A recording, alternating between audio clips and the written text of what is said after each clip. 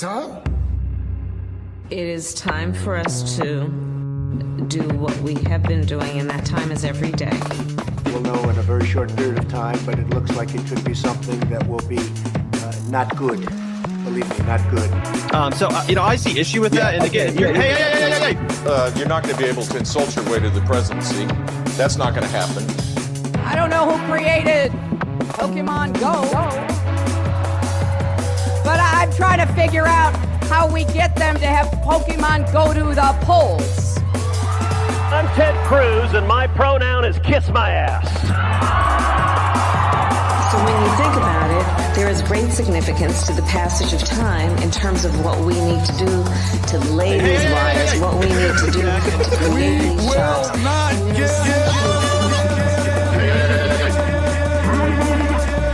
America is a nation that can be defined in a single word. I was going to put him.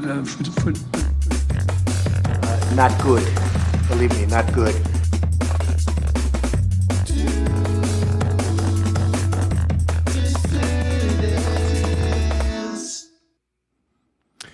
Hello, dissidents. Welcome, one and all, to a Sunday evening edition of the Do Dissidents podcast. Keaton Weiss here with Russell Dobler, of course. Hello. How's everybody doing tonight? Pleasure seeing all of you here. Jake is in the booth. Shout out to Jake for sitting in with us tonight. We got a great crowd in here to start things off. 878 strong on the YouTube side. 419 filing in over on Rumble. It's great to see everybody. Hope you had a good couple of days to yourselves, and thanks for being back here with us. Why don't we get No kings? That's right. No kings. That was very inspirational. That's right. Yes, Russell. Yes, was very inspired yesterday at the No Kings March. We have a little special report that we're going to be putting together, that we did put together, that Russell filmed and edited, that we're going to show you guys in a little while. It's going to be a march. Yeah. But a march with no demands. No Right. demands. Yeah. No demands. Everybody's Everybody else protesting wants for something. We want nothing. Yeah. Everybody wants something. We want nothing. It's not a bad idea. Yeah. So we got that coming up later. But right now, we're going to bring in a special guest. You all know who this guy is. You must. You should.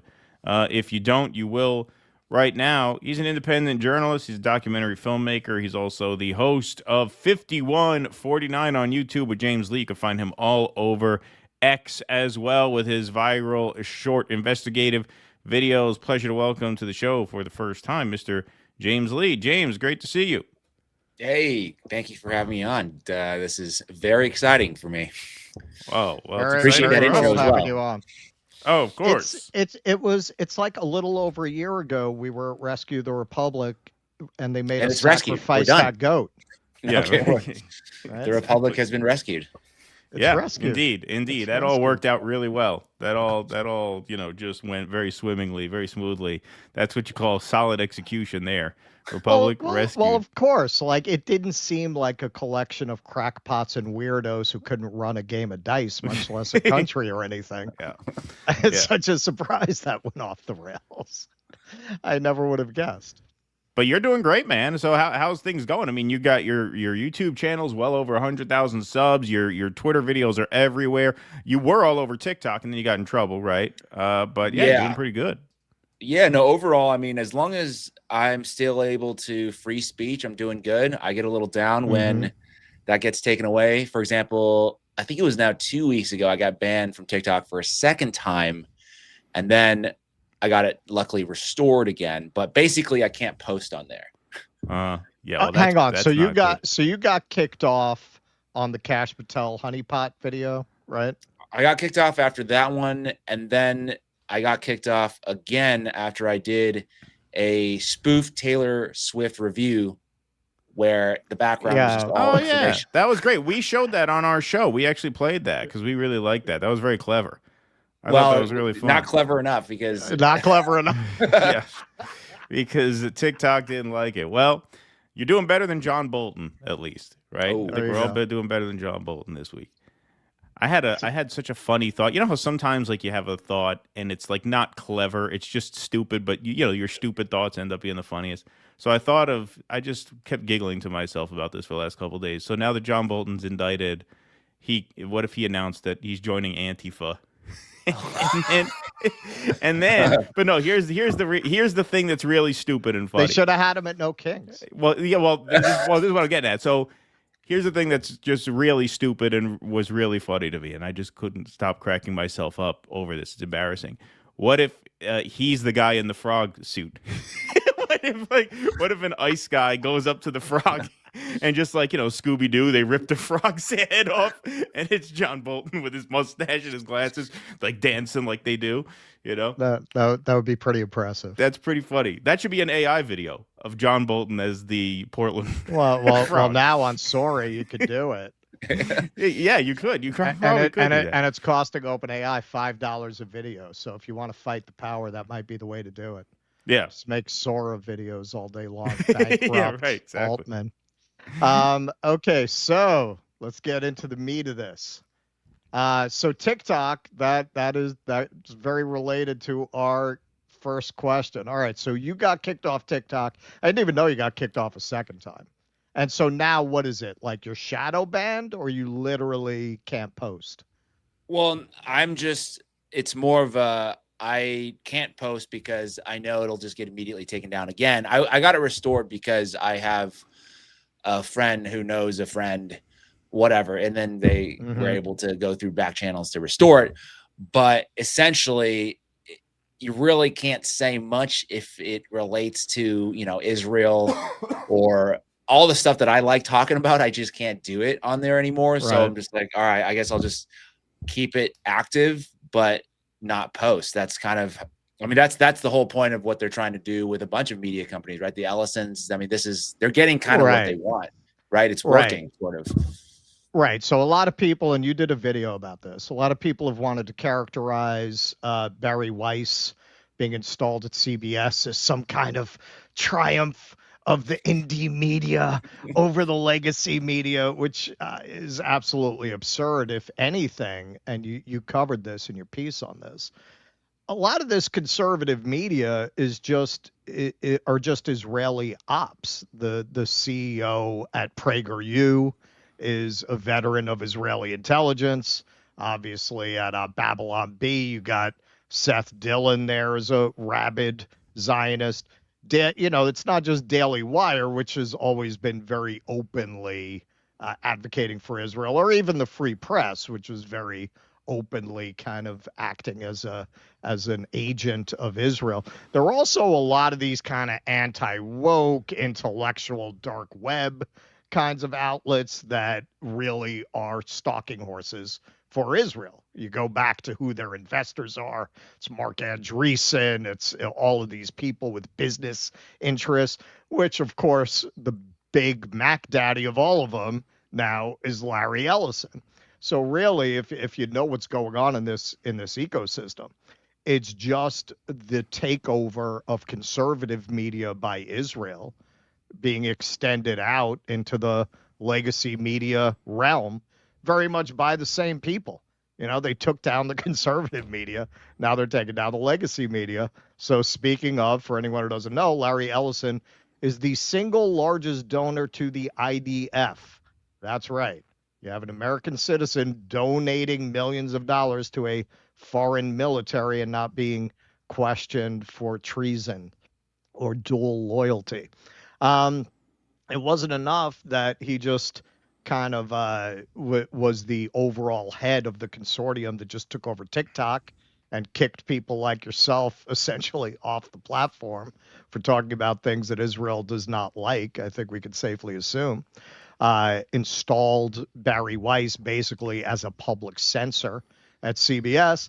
Now he's looking to move on HBO, Warner Brothers, CNN.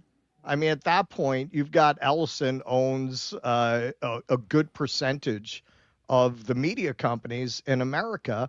And then you've got the Murdochs, you've got other oligarchs very much like himself buying up other media companies. You can include Jeff Bezos in that at the Washington Post. So do people like you, do people like us, do we wind up in a situation, a lot of people observe that everything they told us communism was going to do is actually what's happening now under this kind of hyper capitalism. It seems like with private money, they're building a great firewall where eventually to get accurate news or to have free speech, you're going to have to use a VPN to go to servers outside the United States and use social media and get your news from offshore sources. Like, it seems like that's where this is going. When they were going to shut down TikTok the first time, everyone was running over to Red Note, kind of in anticipation of a trend like that. Where do you think this is going? Well, let's first also not talk about who owns the VPNs, but yes. I think you get what I'm getting at there. But this is, you're 100% correct. This is heading towards, ironically, a very Chinese direction, right? What they're talking about with TikTok, and some of the directives have already been made public, where they're going to basically wall off the US content and have our own algorithm. And I'm like, doesn't that sound like what we were criticizing China for the longest time, right? That they have their own great firewall where the state controls all the media that they want the population to see, and they can turn things on and off as they like. And it seems like that's kind of happening with TikTok. I think that's the great experiment. And one of the things that I'm still trying to stay on TikTok for this reason is because I think it is a very, very powerful platform just because of who uses it. If you compare TikTok, consumers versus, let's say, people on X, I think people on X are much more already in tune to that political space. The conversations, I think, more niche, whereas TikTok, I think, is a platform for everybody, right? I think it is the most popular platform for under 30. And so it's really powerful to have, prank videos and cooking videos and get ready with me. And all of a sudden, boom, you see a thing about Gaza. That's really quite destructive for the Israeli propaganda machine to have. I would characterize as a normie person, not using that as a pejorative, but a normie person consume that and say, whoa, what the hell is going on here? I think that's something that they're really looking to eliminate. I think the stuff with the legacy media where they're trying to buy, they're buying CBS, Paramount, and now they're going after HBO and Warner. I think that's an outdated strategy. I don't think it's going to work. Like, I don't think anybody gives a shit what CBS is saying anymore. I think that's something that I think it's more of a vanity project. Maybe that's my perspective. I don't think it's going to be very effective propaganda. I think a lot of people have shifted off of that, but now it's a control over social media, because we can talk all we like amongst our own small group of people, but the power comes in of videos that are able to go viral and messages that are able to spread. So I'm still hoping, if we're talking from a capitalistic standpoint, I'm kind of noticing something very interesting in that Instagram and Facebook are now kind of letting things rip. I think they see maybe what's going on at TikTok, and they're like, okay, yeah, come on over here. We're free speech, and right now until I think the attention is off of TikTok, and then it gets shifted back to Instagram or Facebook. Right now, it's kind of the Wild West on Facebook. I don't know what you guys experience is like there, but for me, I'm like, oh wow, they're just letting everything go right now. That's interesting because Meta used to be like one of the worst, right? And then during COVID, yeah.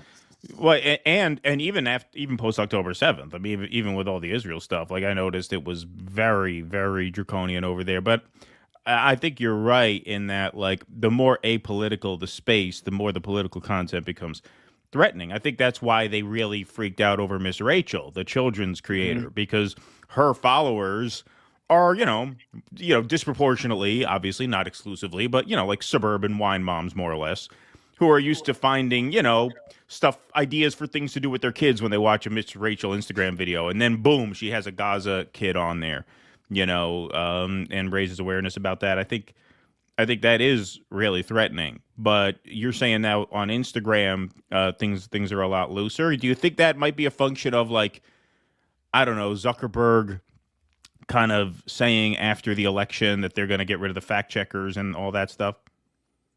I think that's a little bit of it. I think it's also probably a business standpoint move as well. Me just trying to understand, right? They see TikTok as a competitor to them. So this is a good opportunity while the focus is off of them, right? Because everybody's so focused on talking about TikTok. There's not really any energy being put just scrutinizing the stuff that's going on in Instagram and Facebook. So they're just saying, all right, we're just going to let it rip for a while, maybe bring some new users over, people who are fed up with TikTok. Because it's not just necessarily political content related to Israel. I've talked to a number of TikTok creators, and they're talking still with the COVID. It's still, you really can't talk about vaccines. You can't talk about really health related things that are opposing on TikTok. Yeah, you get taken down for scrutinizing just various medical things, like talking about like Tylenol. Those stories, they got taken down. A lot of them did.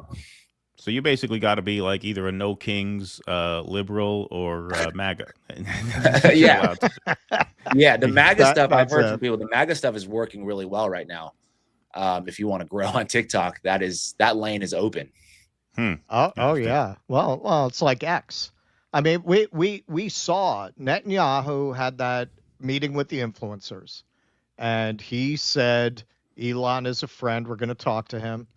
Literally within a week, your whole feed is the most deranged Zionist that you don't follow. One after the other after the other. I mean, it's obvious that it is crazy where they algorithm. From. Like I've never heard of any of these influencers. Like, who are they? I maybe that's just me not being knowledgeable, but all these Zionist influencers, I've never heard of them before. Yeah, well, they kind of blend into each other, especially the ones that give themselves the Star Wars bar names because they don't want to admit that they're not from the region, so they come up with, these weird names. Ival Jacoby or Eli, Eli Davidon or whatever the fuck, they'll come up with these weird names. They blend into each other. Davidon Jax. Yeah, exactly. It's like it's hard to tell who's who. Davidon Jax from Mos Eisley. Yeah. All right. So I want to talk about Charlie Kirk, obviously, because you've been doing a lot of work on this case here. It falls to podcasters to actually look into things, much to the chagrin of FBI Director Kash Patel here, who here he is on Real America's Voice, decrying the influence of the online conspiracy theorists. It's just amazing. This is a guy who wrote a book called Government Gangsters. This is a guy who talked about Epstein before he got the job, and now he uses conspiracy theorist as a pejorative, as if conspiracy theory was not his bread and butter for years until he got this job. But anyway, here he is saying, hey, trust me, bro, I'm on the case. I'm on the case, and we don't need anybody speculating. The militant trans issue really became familiar to the American people last month when Charlie Kirk was killed. Oh, yeah, that's what that was, yeah. I mean, you guys at breakneck speed found this guy, you identified him, you profiled the type of person that he would be. Yeah, I mean, the good thing about a patsy is you find him pretty quick, right? Yep. I mean, that's the kind of the point of having one. You already got him lined up. Yeah, right, exactly, yes. And that's incredible. Is there more evidence that you guys can offer to people, maybe video from that roof? Do you expect that there will be more to be released? I think the best thing we can do for Charlie, especially me as FBI director and our team, is to prosecute this case in the courts of law, wherever it is, in Utah, in the state of court of law. And what we're going to do is what we've done, give them every piece of evidence we collect. Our cellular analysis systems are the best in the world, and that's what the FBI does, and that's what we flew in and did. That's how we led the manhunt and got him in 33 short hours. And every single piece of video or forensic evidence or witness interview, we've done dozens and dozens, gone on these platforms, found every single person. All of that material, and I know this is frustrating to the public, and I understand it, but I'm not going to allow the Charlie Kirk prosecution to be dismantled because we want to get over our skis and publicize information. That is the one thing you cannot do. We will make everything public in court. It just takes time. It does. Yeah, it always does in these cases. Is there any Except it didn't take time to catch the guy, right? That took 33 hours. But everything else, we can't show you the evidence. So what he's basically saying is, look, we can't come out and counterclaim these conspiracy theories because we're saving the evidence for court. That's what he means so far. Possibility that other people were involved. When you talked at the White House, I sort of got a little inkling that maybe you're looking at other people. We're looking at everyone that was there, that was online, and we're looking to refer these matters to the state prosecution authorities when there's enough evidence. But the reality is, again, with social media, when you have hysterical conspiracy theories filling the void, you're harming Charlie and his family and a rightful prosecution of his alleged assassin, who we have in custody, and rightly so, in my opinion. And if anyone helped him, do you think that we at this FBI are literally going to let them get away with it? Yes, we do. Yes, we do. That's kind of what our concern is here. If you notice, James, I don't know if you remember, he said the same exact thing. He used the same exact move on Rogan about Epstein. He tells Rogan, "Hey, do you think if there's binders full of sex offenders that we're just going to let them walk free and I'm not going to pursue them?" Like, yeah, that's exactly that's exactly what we happened. think. Do you remember that, James? I do, on Rogan. Yes. For you? Yeah. I responded. I think I made a video about it, and I said, yes, that's absolutely 100% what you're about to do. Yeah, exactly. That's like the line. What was the sketch, the SNL thing about the feet on Eddie Murphy's couch? Russell, who are the people? Oh, that's Dave Chappelle. That's Rick James. Rick James. Right. What was that sketch where he gets accused? I think I know better than to put my feet on somebody's couch. Yeah, I put my feet on it. Yeah, you accused him of putting his feet on someone's couch. He's like, "Do you really think I would do that?" All right, yeah, I guess I did that. Nice try. A little more. Standing silent in the face of growing conspiracy theories. That's what we do to shut down a faulty prosecution. That's what we do to shut down a system of justice that wants to be exploited by these same anarchists. And that's what they're doing. Yep. They're bringing it to social media. They're bringing it online for clickbait. And we're not going to take it. We don't care what you say about me or Dan Bongino or anyone in leadership at the FBI. They're just going to keep doing the work. All right. Well, sounds like you care a little bit. Sounds like his feelings are a little bit hurt. So, James, I want to get your response to that, but I guess I'll start at the beginning. So, when did you become one of these conspiracy theorists regarding this case? What was the piece of information? What was the sort of glitch in the matrix, the red cat running across the street, where you're like, wait a minute, that's not right? What was the moment that you decided this needs to be looked into more? Well, there were a number of different things, obviously, that people saw that looked very irregular. And just to address the point about conspiracy theories or whatnot, I know a lot of people call me a conspiracy theorist, but I'm really looking for facts that I can verify and say this is something that we know for sure. And if the facts and if what they're telling us is kind of weird, then I'm like, we should probably scrutinize that a little bit more. But it was actually very fortuitous because I was doing my podcast, and the next day after his shooting, or was it a couple days after that, we were talking to a 20-year veteran in the Navy SEAL. And we just asked him, hey, if that was the shot, do you think, how difficult is that? And he's basically saying that's, extremely difficult if that was the shot. And then I think the one piece of evidence that I saw, these are ballistics experts, right? I've seen so many videos of people breaking down what a 30-06 bullet. You dropped a video talking about what a hard shot that was. So you must have gotten 8,000 comments. Man, that ain't nothing. I could yes. Totally. There were people in the comments saying that, oh, I can train you in 15 minutes to do that. Yeah. 5,000 Clint Eastwoods flood the comment section. Yeah. And I said, well, okay, maybe, but this guy is, you're saying more than a 20-year veteran, special ops guy. Maybe not. But let's take a pause here and just scrutinize some information. And that was the part where I think even if it was him, then, okay, so that you're saying that the bullet matched. And I looked at the actual affidavit for the charging documents, and it did specify this is a Mauser 98 30-06. So they already basically matched the weapon. And all the ballistics experts are saying that this is almost impossible. I know I'm not a big gun guy, so I don't know all the information, but they're basically saying even if you take a weaker, there's weaker forms of the bullet where there's less gunpowder, it would still cause destructive, catastrophic damage, more so than just a hole in the neck. It would basically rip apart half the neck, at least, if not blow the entire head off.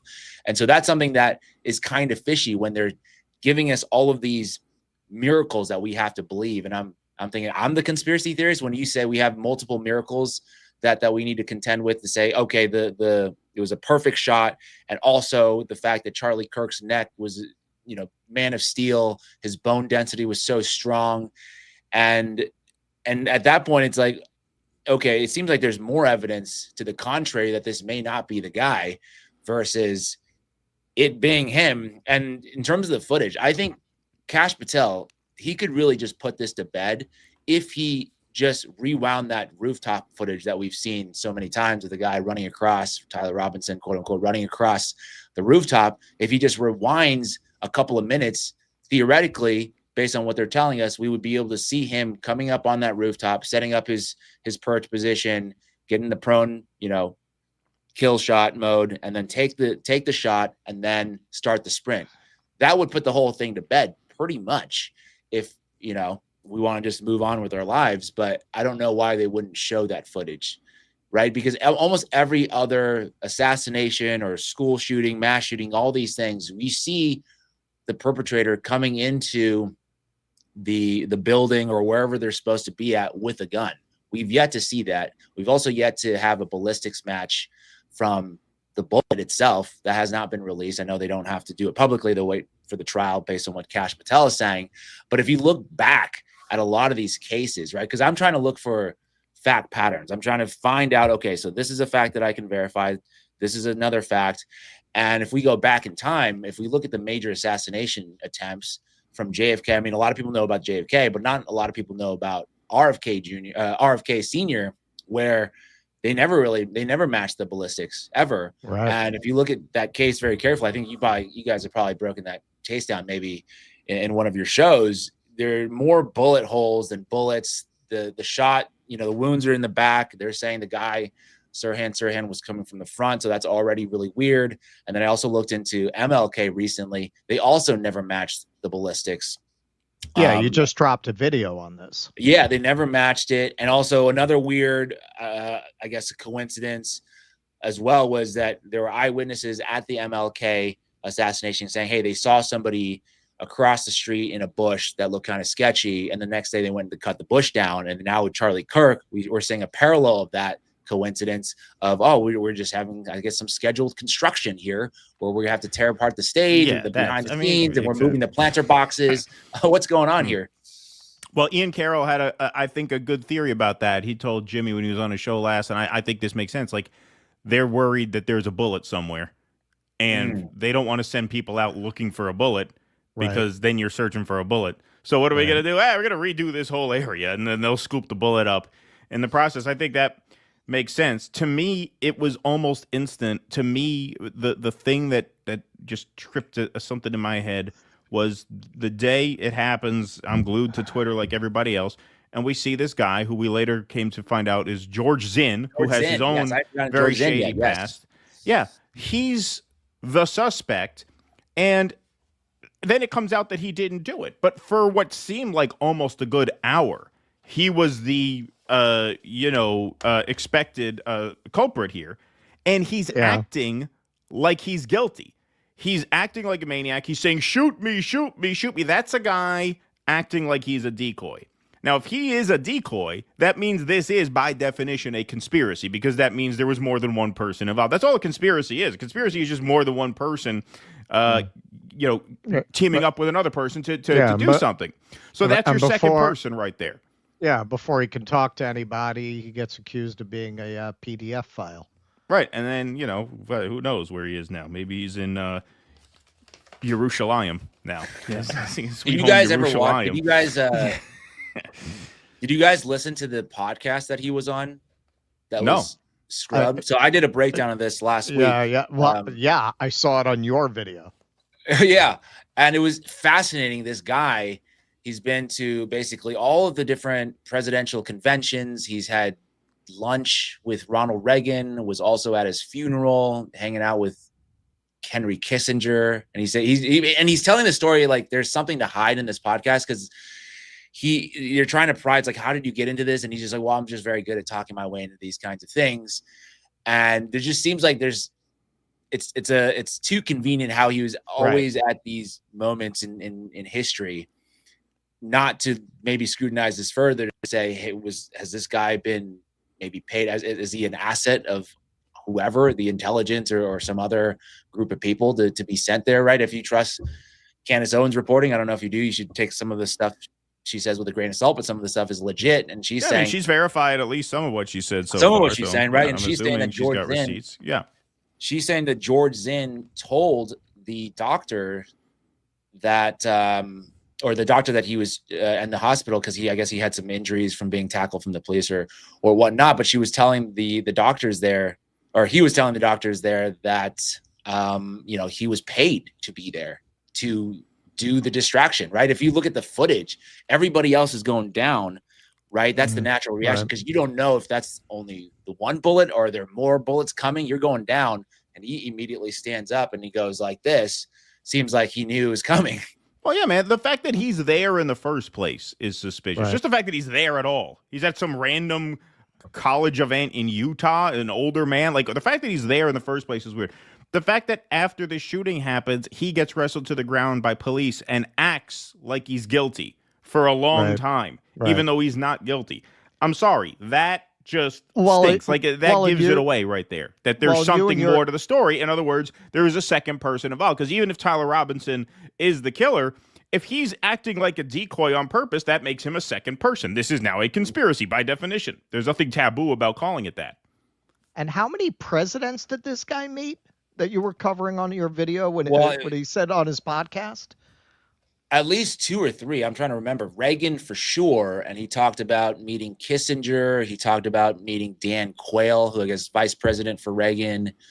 I'm trying to remember. Was Nixon in one of the? I think he was also met Nixon. There was a number of people in this fascinating story of his life, because he started out as he's LDS. A lot of people said he was Jewish. I've seen a lot of that on X, but based on that podcast, he's saying he's LDS, and he did a mission, and very interesting. The mission was in Virginia. I'm just like, oh, interesting that he went to Virginia versus 70% of other people who go abroad on their missions. I'm not saying that there's anything here or there, but it's just an interesting coincidence potentially. And you guys know too, right? Like one of the top recruiting avenues is the LDS church, right?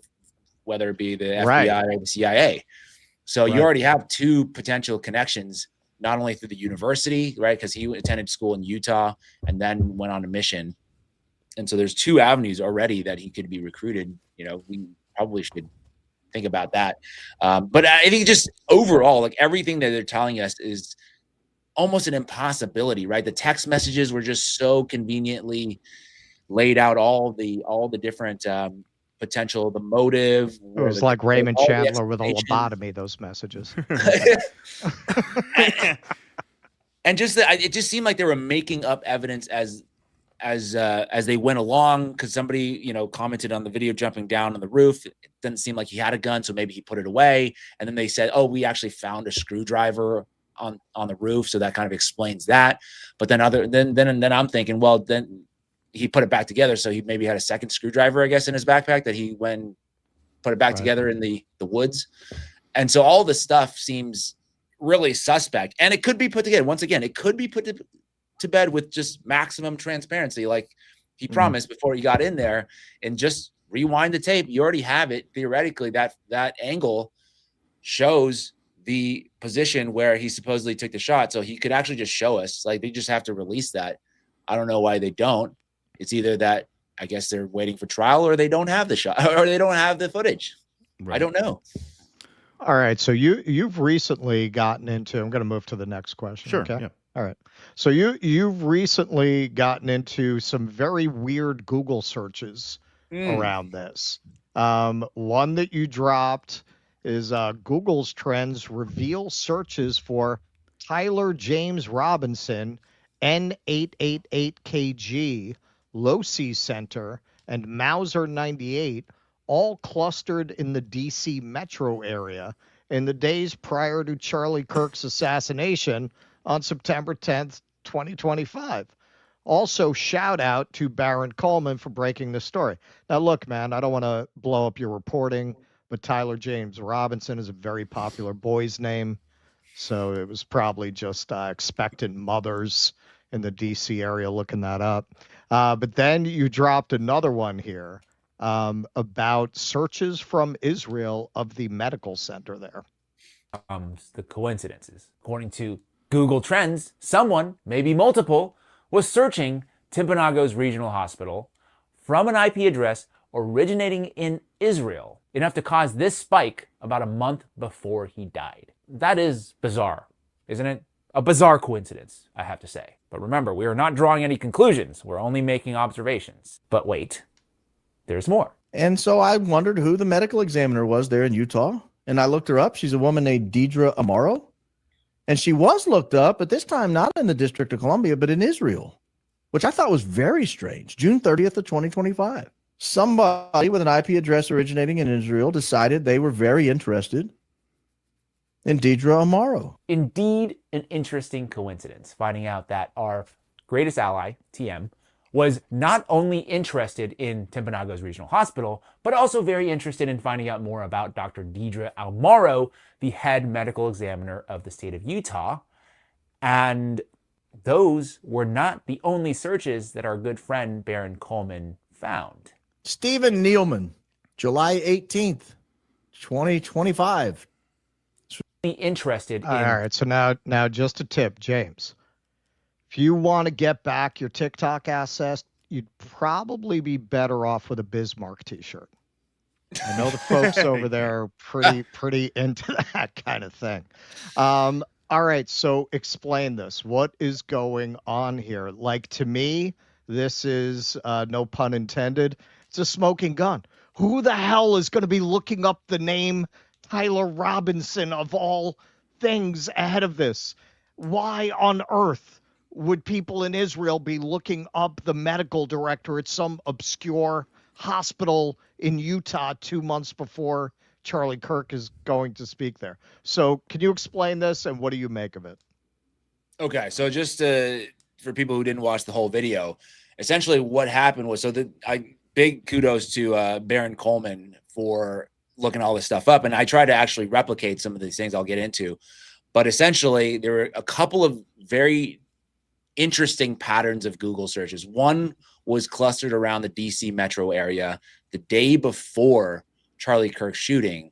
And there were people, just a small spike of searches for Tyler James Robinson, for the Losi Center, which is the roofed top of the building that he allegedly shot Charlie Kirk from, as well as that. Do you guys remember that jet that had the transponder turned off? Right, that was like a kind of a thing that was trending on Twitter on that day of. So the tail number one day before, there was also a small spike in Google searches. And the last thing was a Mauser 98, which is very interesting. Is like, yeah, people could be technically searching for that gun, but there was no interest. All of a sudden, about a month before, there was a little bit of interest for the Mauser 98. So the tail number, that's the N888? Yes. Okay. All right.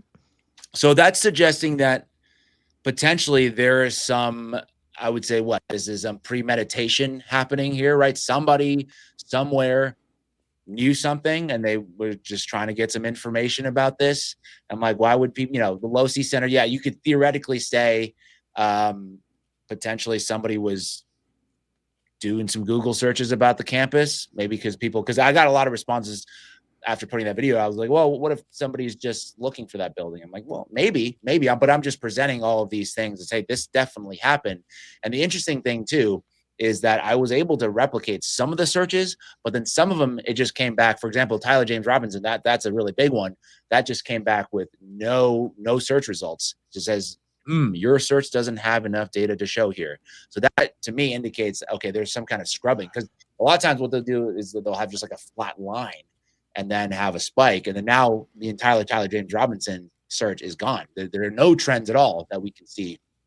And so that, to me, indicates potentially somebody in Google saying, all right, we're going to limit the search. We're going to scrub some of this because these things are popping off on Twitter. People are posting them everywhere. Let's cut this off. And then the other interesting cluster of searches, right, in the video that you showed, was why people in Israel were searching Timpanago's regional hospital, the hospital that declared Charlie Kirk dead, as well as the head medical examiner of the state of Utah and a number of different surgeons, right? Because the surgeon's kind of interesting because it was the surgeon that claimed that the bullet the neck was so strong that it was able to stop the bullet.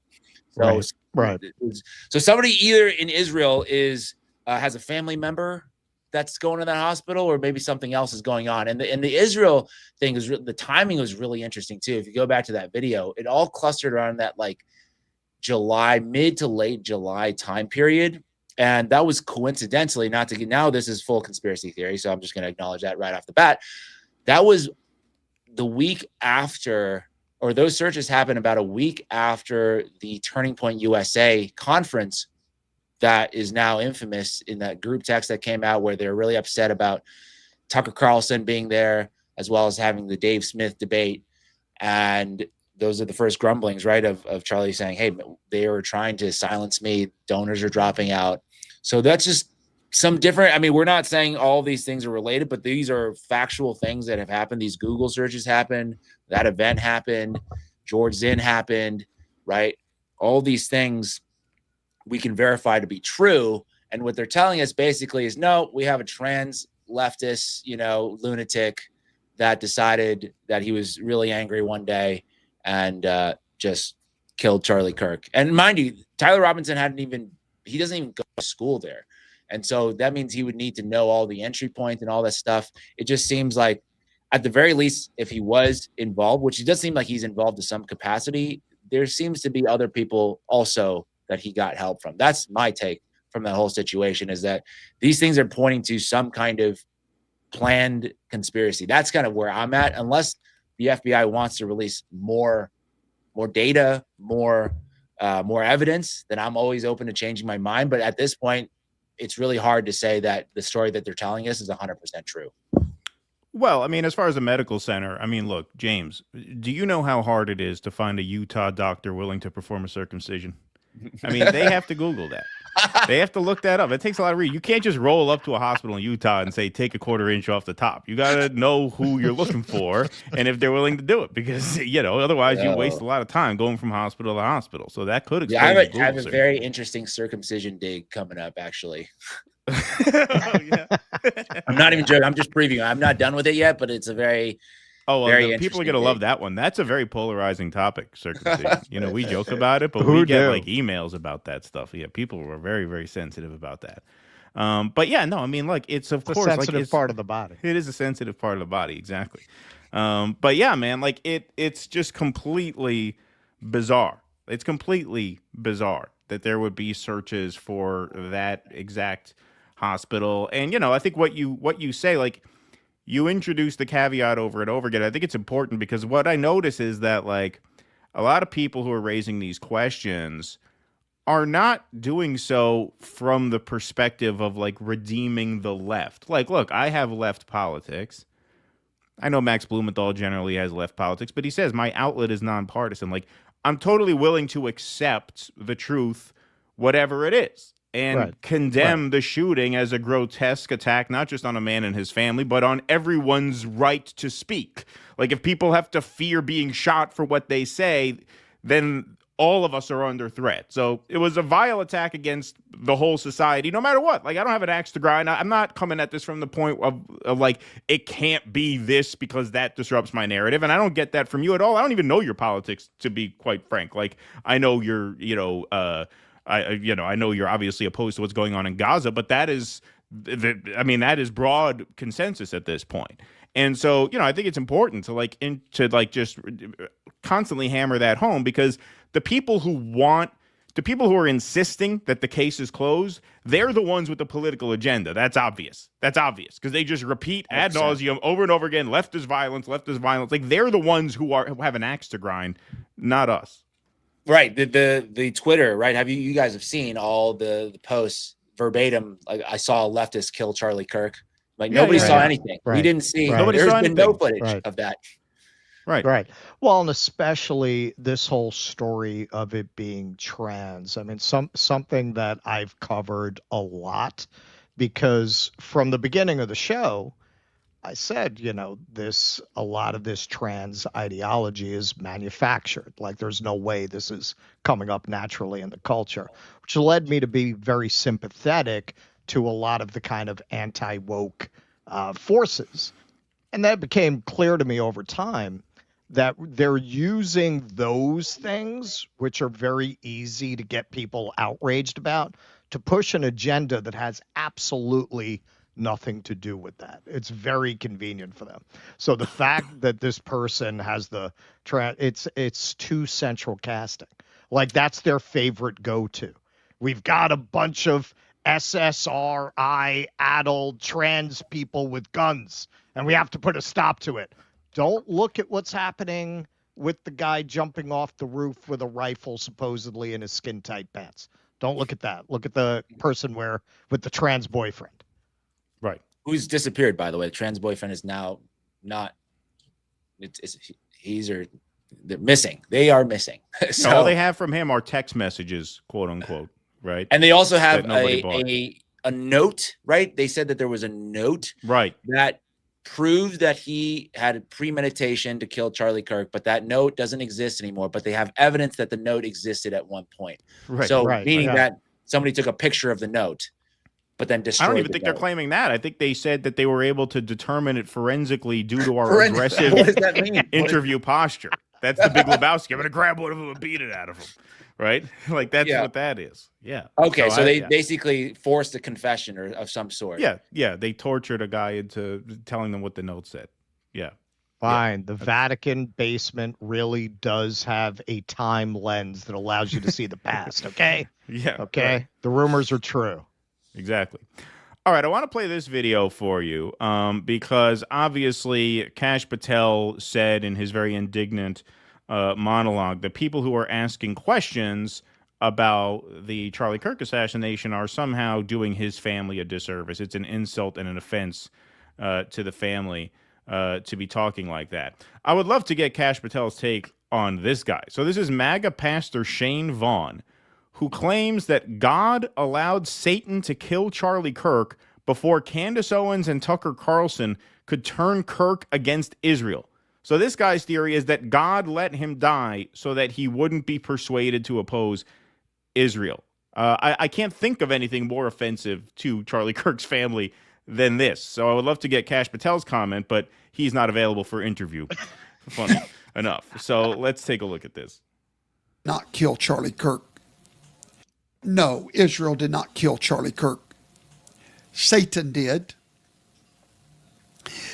And God allowed it for reasons that we may never know.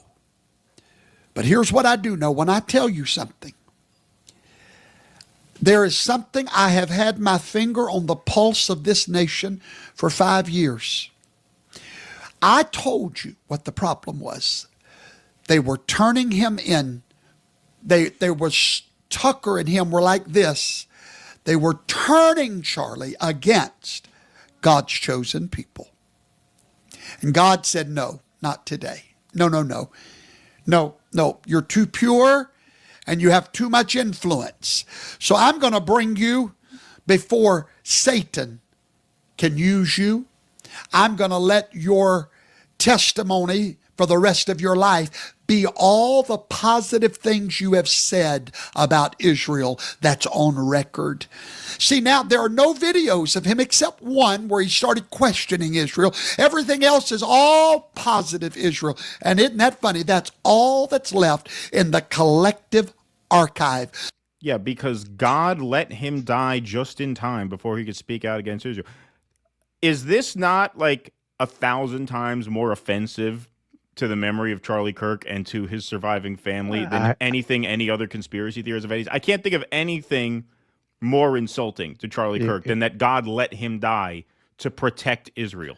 Yeah, that one's so crazy. You got people over at the Mossad saying, we got to pay $7,000 for that. Yeah, right. Exactly, yeah. I mean, nothing really shocks me anymore at this point. I do, because everything seems kind of backward in terms of what is offensive, what is not offensive, right? Just merely looking into his murder and trying to figure out who did it is apparently very offensive. And that saying that he was sacrificed for the Israeli. That's what the guy's saying. He was sacrificed by God. Yeah. To save Israel. I mean, to me, that could be verging on some kind of anti-Semitic trope if you were to look at the actual definition of some of these things. But it seems like that is okay to say nowadays, but it's definitely not okay to pry into, okay, who are the donors of Turning Point USA? Would they potentially have something to do? Why are they so quickly, or why are they moving on? Why are they not releasing the footage from the, from the day of, right? Because now they have all the 4D or 4K HD cameras that point the other direction to say, okay, we can spot the guy on the roof, this and that. I honestly think that this doesn't, I think this used to work in the past where they bully people into conspiracy, these small corners of the internet, but I don't think that's working anymore. And just for the fact that the post that I made, just the 2 posts I made about the Google searches, they have, like, I think it combined like to almost 10 million views on it, which is crazy. And I just don't think it's working anymore. And that's why we're seeing this kind of censorship industrial complex brewing, right? Because that's the next stage, right? The next stage is that we're going to censor you. And if that doesn't work, then we're going to arrest you for, opposing Israel. And that's kind of my big fear, that if I were to tie this into a bigger picture, that's why I fight so hard for the free speech thing, is that I can kind of see down the line what the next moves are in the chess match, and it doesn't bode well for just regular Americans, right? It just, there's nowhere else this leads other than basically infringing on civil liberties and things like that, and for a foreign nation to boot. That's the thing that I think bothers me the most, is that we now, not only do our tax dollars have to go over there, but I can't critique that my tax dollars are going over there. To me, that's kind of insane. Right. Well, I mean, the thing is, the irony of that, too, is when he talks about how Charlie never made any public statement bashing Israel, only that he was uncomfortable with a lot of the donors over the summer, which he talked to with Megyn Kelly. Right. Exactly. Yeah. But that's what makes the shooting so suspicious, is that, what was it, 2 days before he was killed, Candace Owens just released the text message. So this is something she actually has the receipts for, where he says, these Zionist donors are such bullies, they're leaving me no choice but to abandon the pro-Israel cause. The fact that we know he texted that 2 days before he was killed, and here's the thing, the UVU date was the first tour date on the calendar. That also lends itself to the theory that this was to shut him up before he said anything uncomfortable, because they didn't even wait till the second or third stop in, right? They did this on the first stop of the tour, which, I mean, that is compelling circumstantial evidence. So the fact that he never spoke out publicly because he was killed on the first day of his tour, that's reason to be suspicious. That's not reason to think that God took him before he could say it. Like, it's just unhinged. It's absolutely unhinged. And I haven't heard him be asked to apologize for that statement, and he never will be, because he's doing so on behalf of Israel. He's doing it. So yeah, there's nothing to apologize for from their perspective. And one thing I will say is that 100% that the motive was always there, right? People were like, there, you have no evidence that it's Israel. Now we have some evidence potentially pointing to Israel. But before, when I first brought up, and a lot of people were bringing it up, not just me, saying that potentially it was Israel, and we had people in our government, right, senators, saying that they suspected Israel from the get-go, which is an insane position. Even if it's not true, why, not a good situation for our closest ally to be like the number one suspect when one of our top, political figures gets assassinated. And the one thing that I think people have to understand about Charlie Kirk is that, yes, he wasn't he's known for being like this, online, debate guy, but he also ran the most powerful get out the vote operation for under 30 Republicans. So this is the guy that is the most useful to you. And if he decides that he wants to turn on you, then this is the most problematic figure that you could have turn on you, because people are like, no, he's loved Israel. It's like, that's the point, that because he loved Israel and he was so supportive in the past, if he changed his mind, that would be a much bigger deal than somebody who was never that supportive of Israel, being anti-Israel or pro-Palestine. And the other thing too is never mind. Go. I've lost my train of thought. Keep going. No. Lost my train. I'm just like, so many things in my head. All right. No, you're right. Well, I mean, because I don't mean to cut you off, Russell, but just to put a button on that. No, the fact that he had such a machine built out meant he was really the future of the conservative movement. The point I was going to make was that Charlie Kirk was built on the Zionist money. Like that, they've built him from scratch. He was not an organic person that came up through independent media. No, he was always funded by the mobsters. So he doesn't really have a choice. If you turn against the mob, you're probably not going to survive that, if you know what I'm saying. All right, so let me. This is going a little off script, but this is something we've gone back and forth a lot about on this show. So you've dropped a video about Erica Kirk, but you could put this broadly in the context of TPUSA generally. The whole organization is clearly very incurious about getting to the bottom of this. I think we can state that as a fact without any speculation. Totally. Clearly, their behavior is weird. Now, what do you think that is? Do you feel that it's because they're scared they could be next, that they've been working for these people all along, or a combination of the two?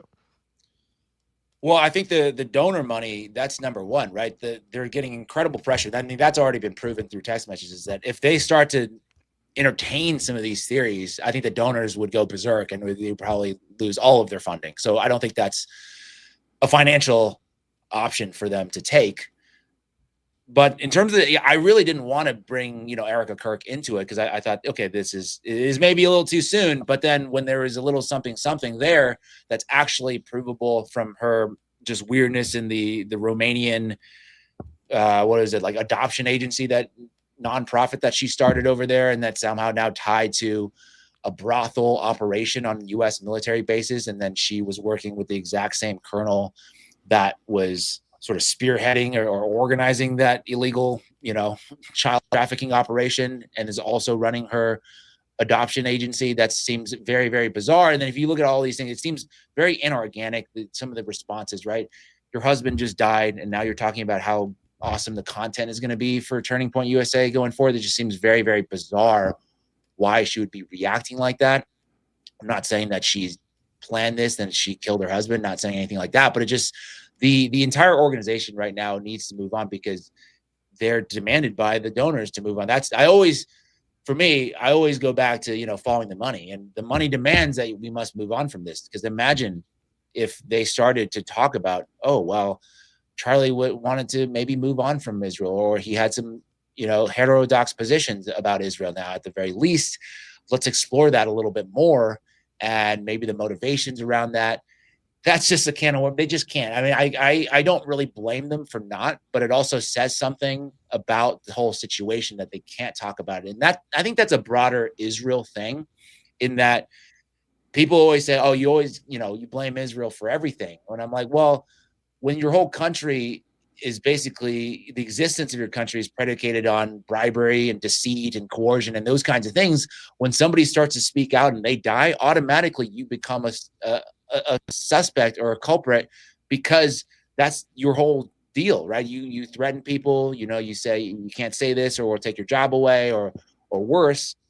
So why would people not suspect you? That's just, I think, a broader question of, if Israel were to continue, even if we give them all the money in the world, all the bombs in the world, they're still going to have to grapple with the fact that they're a country that is built upon lies and threatening people. And what is that going to do for a nation that wants, to trade with other countries? I think that's their deal, and they have to sort of solve that for themselves and think about that. But for me, as an American, it's very frustrating that we're not really allowed to go to these places. And for me, I have to be very careful that, the way I word my videos, just to hopefully have them stay online. Sometimes they don't, to kind of tiptoe around this whole issue. I think that's all. I mean, you guys probably feel that as well. Well, of course. Let me ask you. I know you want to follow up, Keith. With the Romanian thing, what is the chain of evidence there? Like, what is the evidence connecting it? Because there are articles saying they didn't actually do adoptions through this organization. Like, what is that? What is the chain? So the chain of evidence. So the claim that she is a child trafficker, that comes from that her organization worked with a colonel in the U.S. military. Otto Buscher was his name. And he was in one of the evidence is coming from one of the promotional videos from her organization that it might be still up on Vimeo, but it was posted 10 years ago, and I think they forgot about it. But anyways, somebody found it, and there it is, the colonel, and he is from that, the video seems to be a high-level organizer within her organization. And then you had all this reporting from the Romanian media. This is not reported. I couldn't find really any U.S. or Western media articles about it, but the Romanian media world was all over it because there was a massive scandal of a child sex trafficking operation, brothel being run on a U.S. military base. And they're not very happy about it, obviously. But the thing is that, from my understanding, the jurisdiction of that crime then falls back to the U.S. and then it was basically covered up after that because Romania actually can't prosecute those crimes because it occurred on a U.S. military base. And so it's just very bizarre that after that whole thing, that whole scandal broke, I think it was in 2017, then her organization just kind of quietly went away after that. They didn't really offer any explanation of why she shut that down or whatnot. Was it related to this? Was it not? I'm sure some of it. I mean, if you're employing the same guy that's now in trouble, he's actually not in trouble because he's just living a nice, quiet retirement in New Hampshire. So that's the actual evidence. It's like I wasn't really going to talk about it until there's actual evidence here. Somebody should scrutinize this because this, to me, this is as from a conservative position is like, this is what you guys care about the most is like protecting children kind of thing. And now you want to turn a blind eye to this because whatever mental gymnastics, right? Because that's the whole thing with the Epstein too, right? This is your guys' thing. This is like, we must protect the children. And all of a sudden you're letting rapists go free. And you got that guy in Vegas that Kash Patel didn't prosecute and let what was it? I don't remember exactly what he was convicted or what he was indicted for, but he was trying to lure a child. It was like to catch a predator kind of stuff. Yeah. So then to let him go back to Israel, I mean, that's kind of you're kind of, and I think that's why people are so frustrated at this point is that this is your guys' deal, and now you're going back on it. And it would be similar to I mean, that's why the Democrats, they can't properly answer questions about AIPAC because Democrats are the human rights people, and all of a sudden, you have a huge lobbying organization telling you to ignore human rights because of this one thing. It doesn't really square well with the base. Well, I mean, this is an elite thing. When you look at Erica Kirk, she got an interview. I mean, Charlie Kirk talked about how they met when she interviewed for him. And he said at the end of the interview, I'm not going to hire you. I'm going to date you. Right. And she was swept off her feet by that. You don't. Me too. Yeah. And so I didn't. So I'm not going to go honeypot theory number 2. I got in trouble for that first one. So I'm not saying that she was. No. What I'm saying is, I'm not saying it either. What I'm saying, I'm actually making kind of the opposite point, which is to say that you don't get to interview with Charlie Kirk as a young person unless you're on some kind of inside track, right? You get family connections, right? Like they don't recruit people like this from like hydroponic farms, right? They're not bringing Uber drivers in to interview with the head of Turning Point USA. So it doesn't surprise me that when you turn over a stone on people who are in the inner circles of any of these organizations, whether it's a right wing or a left wing, I'm sure Center for American Progress, you're going to find people who are connected to this and that shady interest and group and Podesta and all this whatnot. When it comes to their behavior, I do find their incuriousness to be very peculiar. Now, I've always cut Erica Kirk slack and shown some grace there because of how close she is to it. And there's a lot of considerations that she has to make. Don't forget, she's still a mother to their 2 kids, and she has to figure out what world she wants them to grow up in. Like right now, she's being showered with praise and given emotional support and being applauded at football stadiums and given medals by the president. And she's being held up as this model mother who, in the face of tragedy, is keeping the family together and doing the work of continuing her husband's legacy, right? I mean, she's really being given a lot of emotional support right now during what must be a horrifically difficult time, not just for her, but for her kids. So that's world number 1 that she's living in now. Were she to actually go rogue and start talking the way Candace Owens is talking, well, now all of a sudden she goes from being the model mother to a Virginia Giuffre type. Now it's, she was broken by trauma and lost her mind and became this paranoid schizophrenic. She's unwell. She's unhinged. Is she on drugs? Is she capable of raising her children? Right? Now you open up a world of hell, not just for yourself, but for these two children who just lost their father in an extraordinarily traumatic experience. And as their mother, she is tasked with making this as easy as it can possibly be. And it's never going to be easy. And so these decisions are never going to be easy. And that's why I've never scrutinized her personally in that way. As for like these friends of his, like Jack Posobiec, who every day tweets, I saw a leftist murder Charlie Kirk, and I saw, like, what the fuck are you doing? Yeah. Like, is that a way to honor your friend? Clearly so incurious about getting to the bottom of this. Like, what the fuck is that about? Like, that strikes me as just extremely crass, to put it mildly. And yeah, the fact that people are being mum about this, can mean a lot of different things. And I like, my take on it depends on who it is and how close to it they are.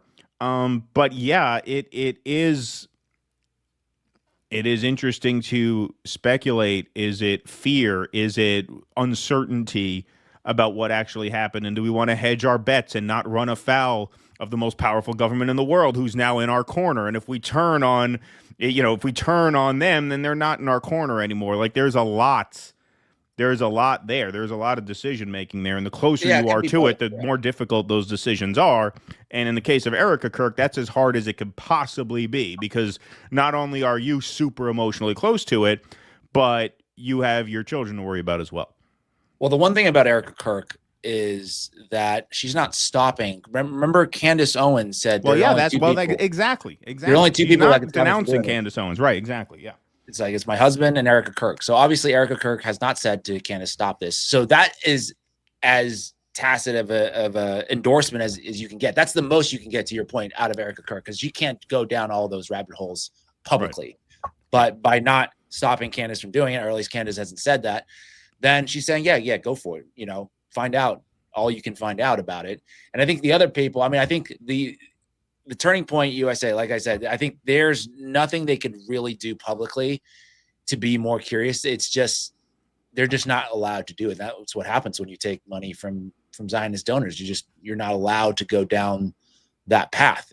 It would be a death nail to the organization as a whole if they were to do that. So I don't necessarily blame Jack Posobiec or whoever that is. I think that's, he's like a political operative. He doesn't really, he's not a free speech kind of guy. He doesn't actually do any investigations. He just tweets what other people need him to tweet, and that's about it. Right. They were friends, though, which is weird. Like, you would think, I don't know. Well, I think a lot of people, you're in this space, we're in this space. It's something I definitely saw backstage at Rescue the Republic. It was one of the places where I first started to really see that kind of like influencer industrial complex at work, like what that looks like backstage. Like, man, I would say not some, like most of the people in that space are bought and paid for their commentary. Like what? Gunther Eagleman is, he's probably hanging out at a gay club called the Manhole while he's tweeting while he's tweeting this stuff. Like it's so, like an AI could run that account. Like it's just so obvious that these guys are just paid to say whatever they're going to get paid to say. Like there are very few people in the space who are actually saying what they actually think, who are not getting some money on the side. I don't know if you caught it. Nick Sorter dropped Sodagate maybe like a year ago now, where he caught all of these guys in that space, Clown World. It's a while ago now. I don't want to name people who weren't on there. Definitely Clown World was on there. Don't want to get sued by Clown World. Yeah. And he revealed like it wasn't even a lot of money.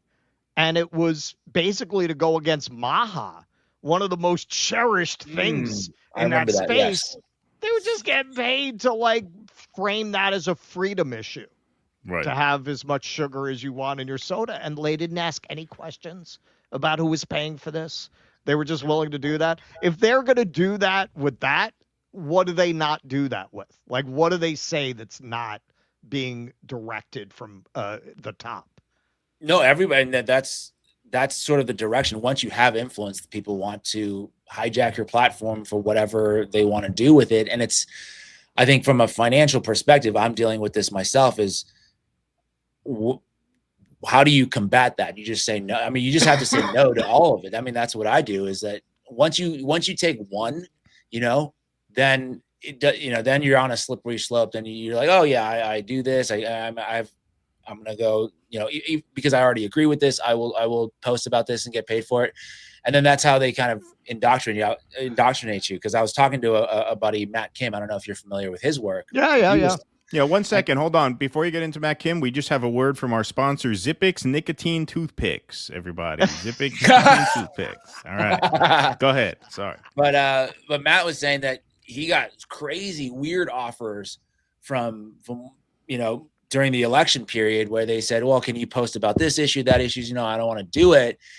And they're saying, well, no, I think he said it was about the border. And they said, well, you already support the strong border. Why don't you post about it? He's like, well, yeah, but I do agree with it, but I don't really want to take money and to post about it. And then they said that they ended up trying to get him to sign a piece of paper saying, oh yeah, I endorse the border policy. He's like, what the fuck is this?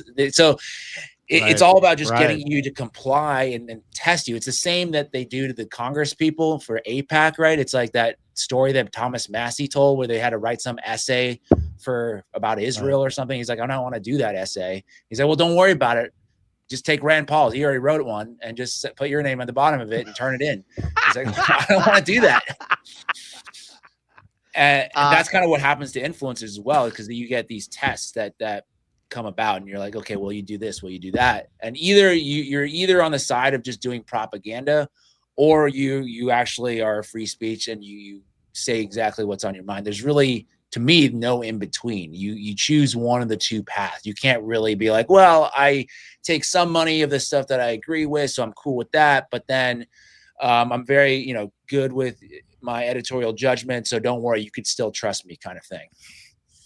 From what I've seen, the vast majority take the money. I look, there's so many now. You're in a weird shift where this used to be like local cable, right? Where it was not in the category of media, not really, right? It was so fringe. Now this is becoming the center of gravity. Once it becomes the center of gravity, you attract the people who are just ambitious.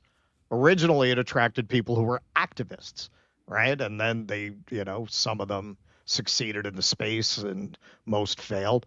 Now what you got is a lot of pretenders who want that gig, and they don't care how they get it. It's just all about numbers. Build some, like anything, like the corporate media it was supposed to replace. That's well, largely what it's evolved into. It's becoming another form of corporate media.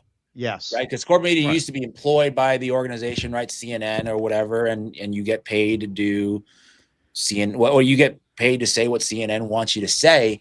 Now it's, well, you're sort of an independent. You have your own studio, and you're not directly paid technically by these corporations, but they find some way to funnel you the money regardless to get you to say what they want to say. And that's what it's evolving into now. I mean, the good part is we do have, it's better to me, at least better than before, because you only had 3 or 4 options before. Now you have a ton of different options. So it's definitely an improvement, but now it's kind of, it is slowly going to morph into that. And you'll still have your outliers of people who are going to do the right thing, and they're going to be trustworthy in terms of their messaging and commentary. But the vast majority are probably going to morph into some kind of talking head that's paid for by whoever. Maybe Peter Thiel. Maybe Peter Thiel, which is perfect segue to our final black pill of the evening. All right, so Peter Thiel is arguably the creepiest guy in a pretty creepy crew. So you did a video about him pretty recently. Let's take a look at a little bit of that.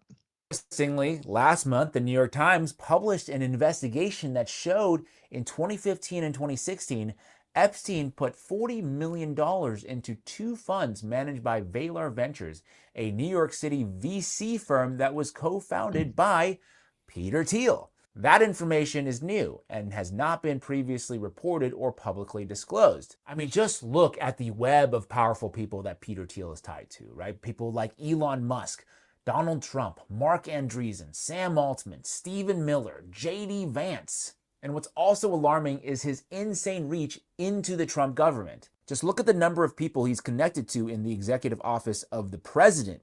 You have, of course, Elon Musk through PayPal, tying into Doge. You have through Palantir his ties to the Office of Management and Budget. He's also tied into the Office of Science and Technology Policy through David Sachs, from his relationship with the Stanford Review and Thiel Capital, all the way up to the Vice President of the United States, J.D. Vance, vis-a-vis his funding of his Ohio U.S. Senate campaign. So to recap, islands, check. Sex parties, check. Obsession with the youth, check. Ties to Israel, check. Intelligence ties, check. Influence over government, double check. But the biggest difference, and I want to emphasize this, there's a huge difference between Epstein and Thiel, and this is kind of crazy to think about.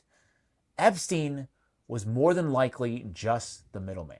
Thiel might just be the architect. Okay. Yeah.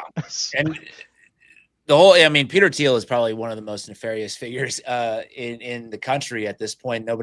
I still don't think not that many people know about all of his connections. I don't even know. That was like a preliminary dig that I'm just kind of surface level into Peter Thiel.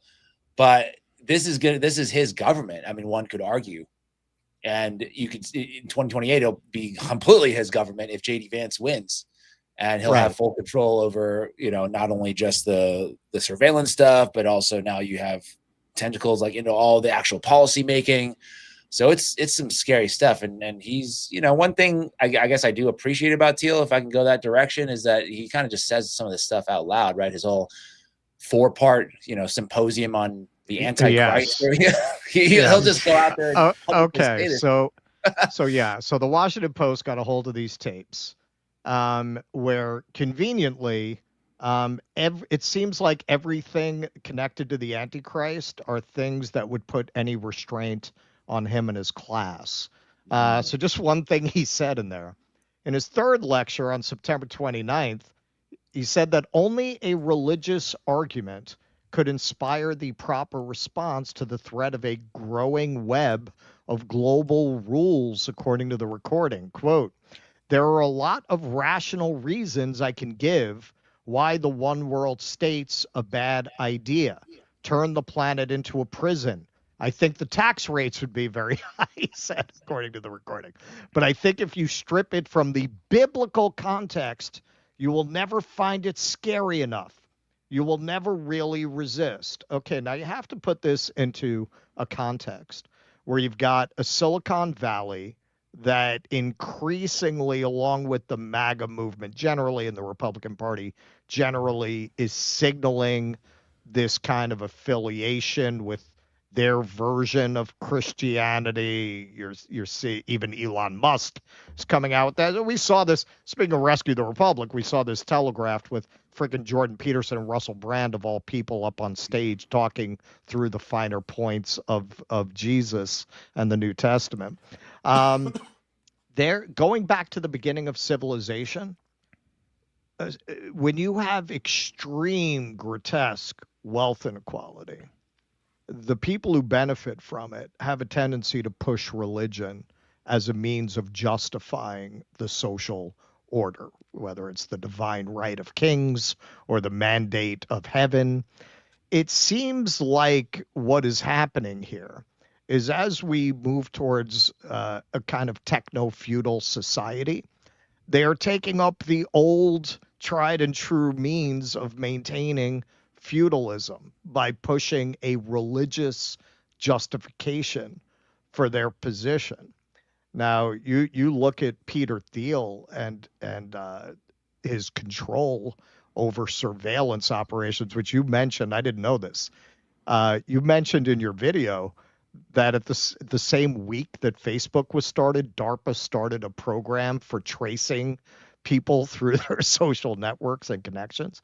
Was the DARPA ended their LifeLog program, which is basically a way they wanted to capture people's movements and what they're interested in and, you know, what they're thinking about.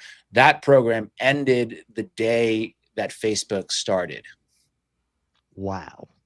So I don't know, maybe a coincidence, maybe not, because Facebook basically is that, you know, you're volunteering all your information and they know exactly what it is that you're thinking and doing and going. Well, don't forget when Facebook started, if you remember, I don't know if they still have, they probably don't.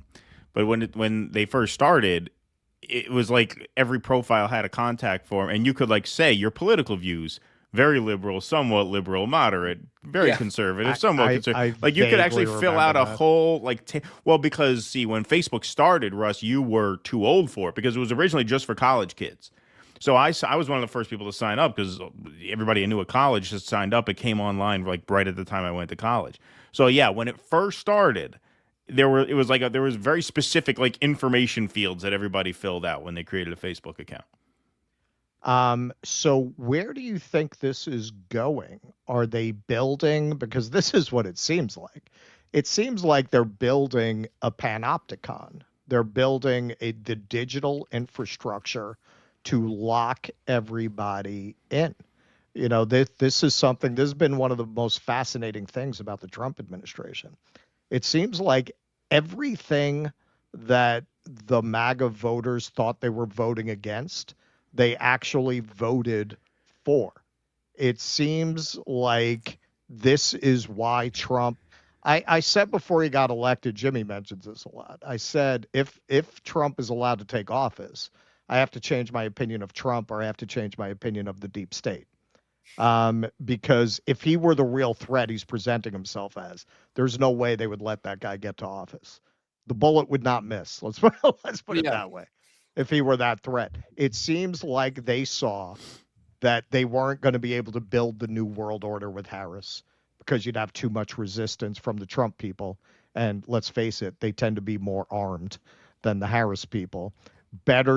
You'll neutralize that opposition if you put this face on it. Do you think that's what's happened?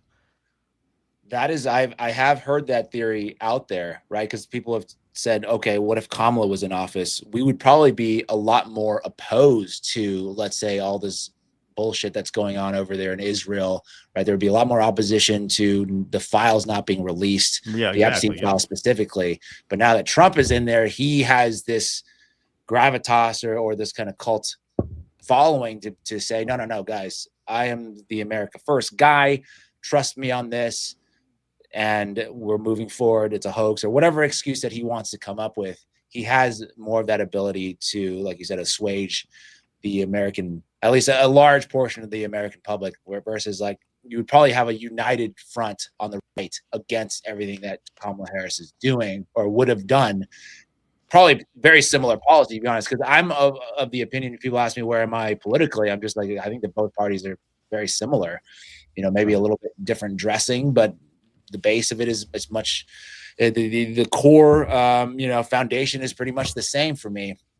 And as far as the direction where I think it might go, like I'm just thinking out loud here, it's obviously it seems like they're doing everything that they wanted to do after 9/11 with the Patriot Act, except now we actually have the technology to implement all that stuff, right? Because before, you know, in 2001, 2002, 2003, we weren't there from a technology perspective to do all this spying. Now we can actually just do it. And they're setting up the right environment for it. Right now we have the No Kings thing. It was like, is that an actual protest? It seems like it's just a reason to say that people are out there. Could they use that as some pretense to say, well, that's why we need more security, more surveillance. We want to keep the public peace, and we don't want, you know, crime and all this stuff going rampant. So therefore we can justify all of these things, right? If you have a lot of these, I'm hearing people talk about sleeper cells, whatever, Iranian sleeper cells, I don't know, Russian. And now they're saying, well, we need to have more surveillance. And so the direction that I see this going is very much like, you know, the Chinese, what they do in their country. I mean, if you're going over there, you could check out what they do. The only difference might be that we don't have the nice trains and the highways that they got right there. We have all the surveillance, but also our roads and bridges are crumbling at the same time. Well, yeah, all the it's not just surveillance, none surveillance. of the infrastructure. Exactly. And it's not just the digital surveillance, it's boots on the ground. It's ICE. I mean, DHS was an outgrowth of the post 9/11 paranoia, and ICE was an outgrowth of that. There was no ICE, back before 2003, right? And so now, this feels much more like the realization of the post 9/11 world than it did even under George W. Bush. And when you talk about, if Kamala were elected, there'd be more opposition to this. Same thing goes for 2009 when, if McCain had been elected on the heels of 8 years of Bush and continued the expansion of our imperial footprint the way Obama did, the left would have gone berserk. But because Obama came in, the left kind of went to sleep, and he was able to, take us from 2 wars to 7 without any real protest in the street whatsoever. And so, it is always useful to sort of neutralize the natural opposition to something that happened under Obama. It's certainly happening now. I mean, there's no better example of that than the Epstein thing. I mean, it's beyond parody. Well, and you say, for anyone who hasn't seen the video, you say there's reason to believe possibly that Thiel was involved in some operations like that, but he was having gay sex parties. Well, that's just true. I mean, gay sex party. I mean, I don't care that people have gay sex parties. That's the thing that they want to do. If they want to. Not that there's anything wrong with it. Nothing necessarily wrong with it, but I think there is certainly something dark if you want to look at from that lens of just this behavior. I think when you see a lot of these people in power, that's the one point that I was trying to make, is that they always have some kind of these vices or proclivities or not good. So it's almost like you're able to control them better than a squeaky clean guy that, has this clear conscience. There's always something to lord over these people to keep them in check. Even the most powerful of these folks, there's something there where they also, if they one day decide to develop a conscience or something like that and change course, they really don't have an option to do so. And that's why you see, I think, the same patterns occur over and over, right? What I was saying, like, let's just try to find, they're not going to tell us everything. So let's look for fact patterns that we can put together to say, this is maybe what the situation is, without obviously having access to all of the information. Like Kash Patel promised, the radical transparency is obviously not happening. He's abandoned that completely. So, we'll just have to wait and see for the trial. I mean, if we were to go back to the Charlie Kirk thing for a brief moment, I'm trying to just imagine what that trial will be like. Will they even allow him to make it to trial?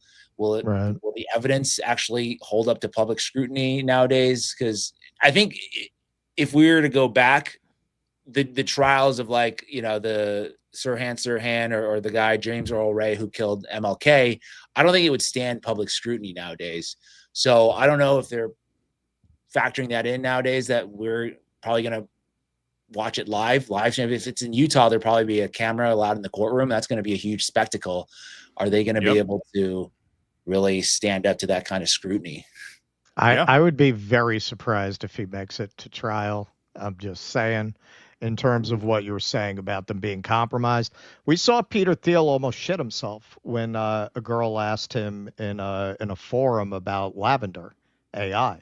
And his behavior was very strange. I don't know if you ever saw that clip.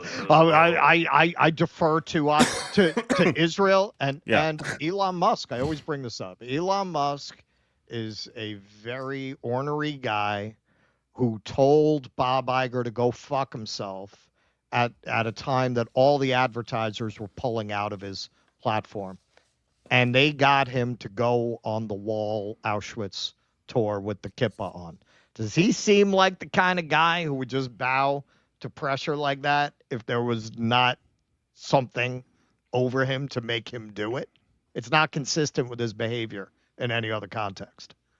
No, I think Elon is actually probably very conflicted on a personal level with a lot of this stuff. That's what I think. I think he's kind of a flawed guy.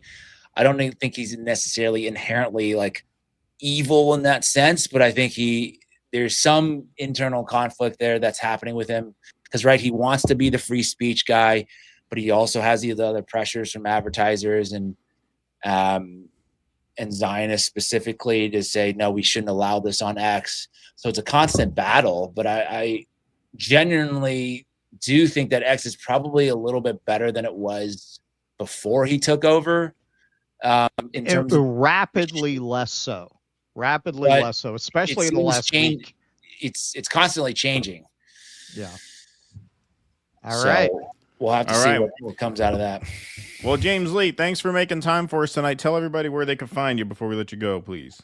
Yes, absolutely. Thank you so much for having me on. It was a blast. I appreciate the work that you guys do, right? Staying free and of all influence. So I definitely appreciate that. And if people want to check me out, at 5149 James Lee spelled with an I, and you can find me on all the platforms still, hopefully. YouTube and Instagram. Not so much TikTok is no bueno. I don't really post. Like, for example, I didn't post the Charlie Kirk search thing about Israel on TikTok because I knew that would be immediate ban probably. So didn't post it on there. So YouTube, X, Instagram, if you want to check me out, at 5149 James Lee. Appreciate you guys. Appreciate you, man. Thanks so much. It was great to meet great you. Stuff. I watch all your videos, man. You're doing great work. Thank you. Absolutely. We'd love to have you on again soon. All right. Talk soon. All right. Bye-bye. Right. Thank you, James. All right. That's James Lee, everybody. Round of applause in the chat for James. Thanks for coming on. That was great. That was a lot of fun, as we knew it would be. Hope you all enjoyed that. Please do go check out 5149 with James Lee on YouTube and smash that subscribe button. Let's take some chats and some rants before we carry on with the show. Vito for $100. Let's have a cowbell for Vito, and let's have a sound drop for Vito. I'm going to make him an offer he can't refuse. Here we go. Vito says, this is for my second grandson, Archer James Pearson, arrived today. Oh, look at that. 5:20 Central Time. Cancer still sucks. You all rock. Round of applause for Vito welcoming a grandson. Congratulations, my friend. That's Mazel beautiful. tov. Mazel tov. That's beautiful. That's awesome. That's awesome. That's great news. Great to hear that, my friend. Killary Hinton says, hey, dirtbags, I'm beginning to think there's something fishy about the official version of the Charlie Kirk assassination. You guys should look into that. Sorry about the dirtbags thing. Thank you, Killary Hinton. Cuso says, so is Ohtani the GOAT now? 3 home runs and 10 strikeouts. Yeah, no, that was, that's got to be, obviously, no question, the best postseason game in the modern era. Back in the day, Babe Ruth used to pitch and hit home runs, so I'm sure there's, some kind of performance that approaches that. But, first, certainly in the last 70 years or so, that's the best postseason performance of all time. Has to be. Can't argue against that, really. Eric Cusso says, I missed the Trump bad protest and went to saw Judas Priest and Alex Cooper instead. Thanks, Eric Cusso.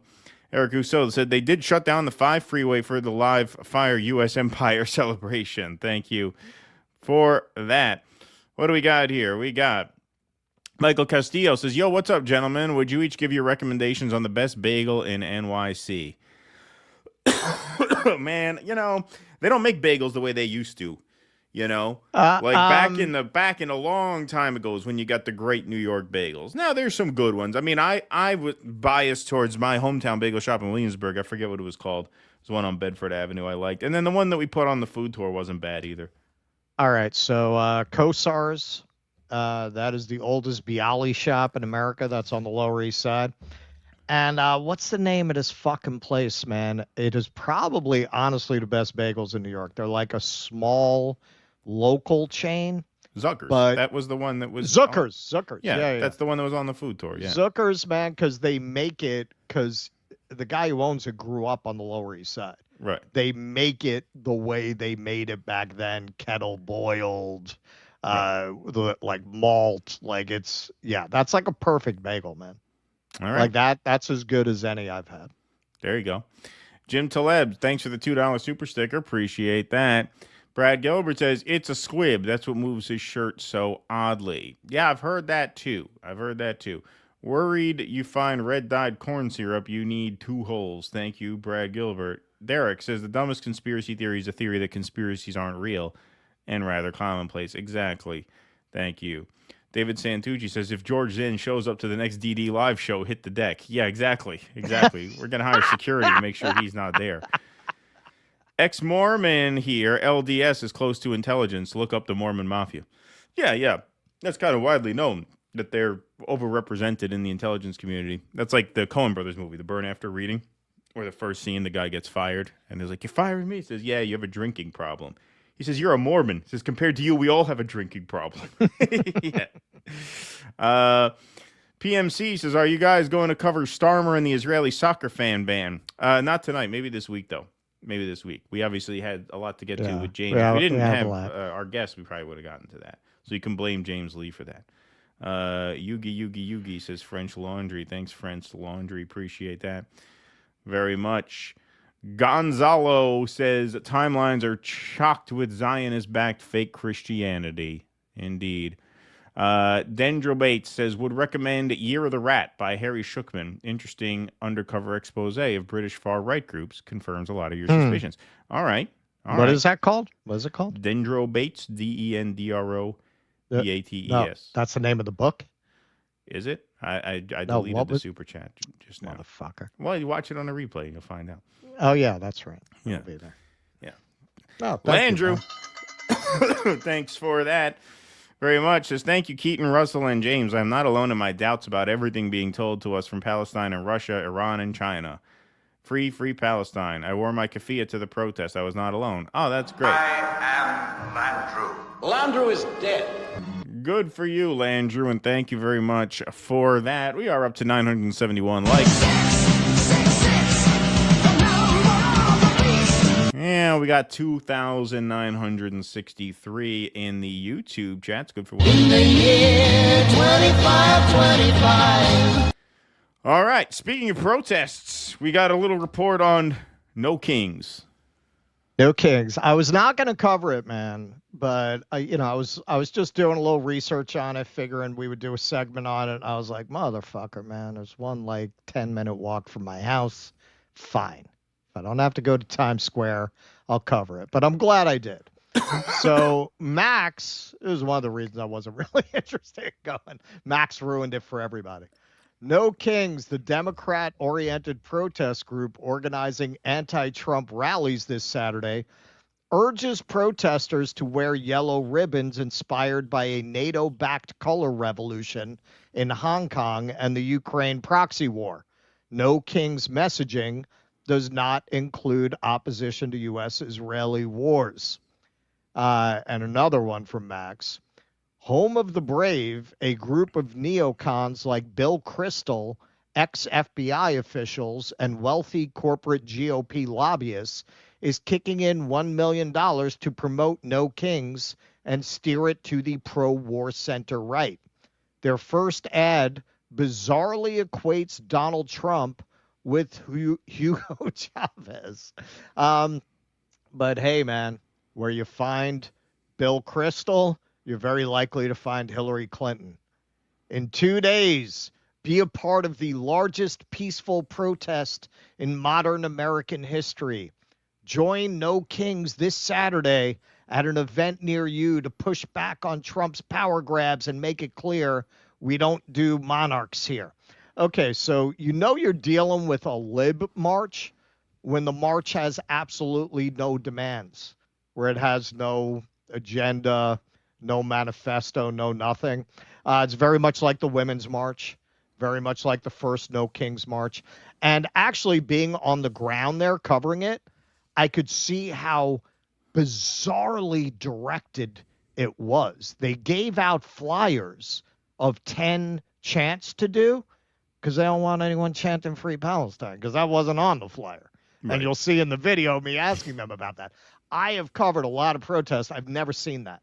I've never seen a protest where they handed out what you're supposed to chant and then actually reprimanded people when they didn't chant that, which you'll actually see that happen on camera. Like an old woman comes up to a very cool young lady that I got to chant Free Palestine and reprimands her for doing it.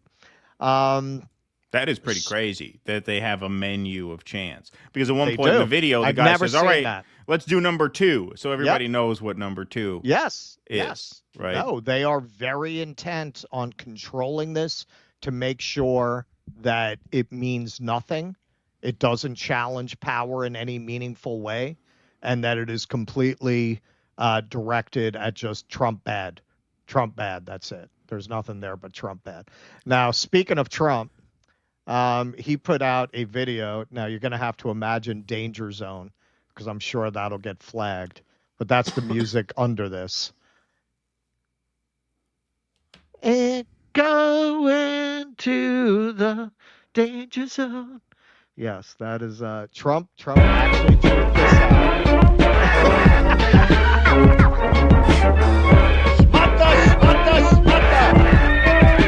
Very catchy. Yeah, so yes, that's real. He really put that out. And Patriot Take says Trump posted an AI video of himself wearing a crown and dumping shit from a King Trump jet on No Kings protesters. This is where we are as a country. Fair enough. Okay. So this is some of the crowd here. We're going to see my video of this. Do we want to stay up and comment? I think we could full screen it, right? What do you think? It's up to you. Up to you. Yeah, up to you. I think we could full screen it. I mean, whatever you think. All right. So this is No Kings, a march about nothing. All right. You want? Yeah.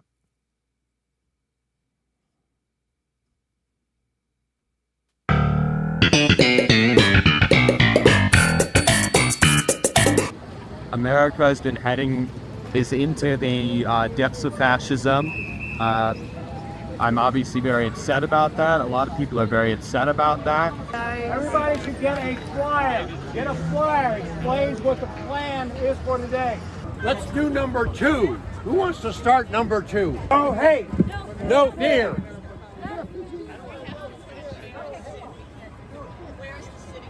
Over there, yeah, right. Hey, folks, how about a free Palestine chant? Free Palestine! Free Palestine! Free Palestine! Free Palestine! No? No? Right now, we are very much worried about, I think right now our biggest worry is what's happening here. This is in New York City, March here, and cities are not supposed to have foreign policy, but now we do. So we can look at the things that divide us, or we can look at the things that unite us, and we can have different views, let's call on Palestine, but that does not negate the degradation of American values that this current administration. Yeah, I'll do. I made this hat beforehand, and it's something I included for myself, you know? And that could be a reason probably not to wear the hat. I will agree with you on this. Well, do you think that you shouldn't wear the hat, or they should include that issue? Because this is an American-based issue, and this is bringing in foreign politics, you know. So, but if America is funding and equipping Israel, isn't that an American issue? It is an American issue. That's why I included it here. But this is about the American issue in this country. Harlem is today 60% black, not the 90% it once was, but 60%. And this rally is not that. It's maybe 1%, 2%. Why do you think that is? We're in the heart of Harlem right now. 2024 we're 80% for white members of them. And who has time to protest and who has no give up their few hours to protest. So you feel like it's a class issue, having the time to come out? It's an economic people. Okay. Do you feel like the rally is not addressing things that concern black voters? I don't think it's addressing immediate needs of black voters.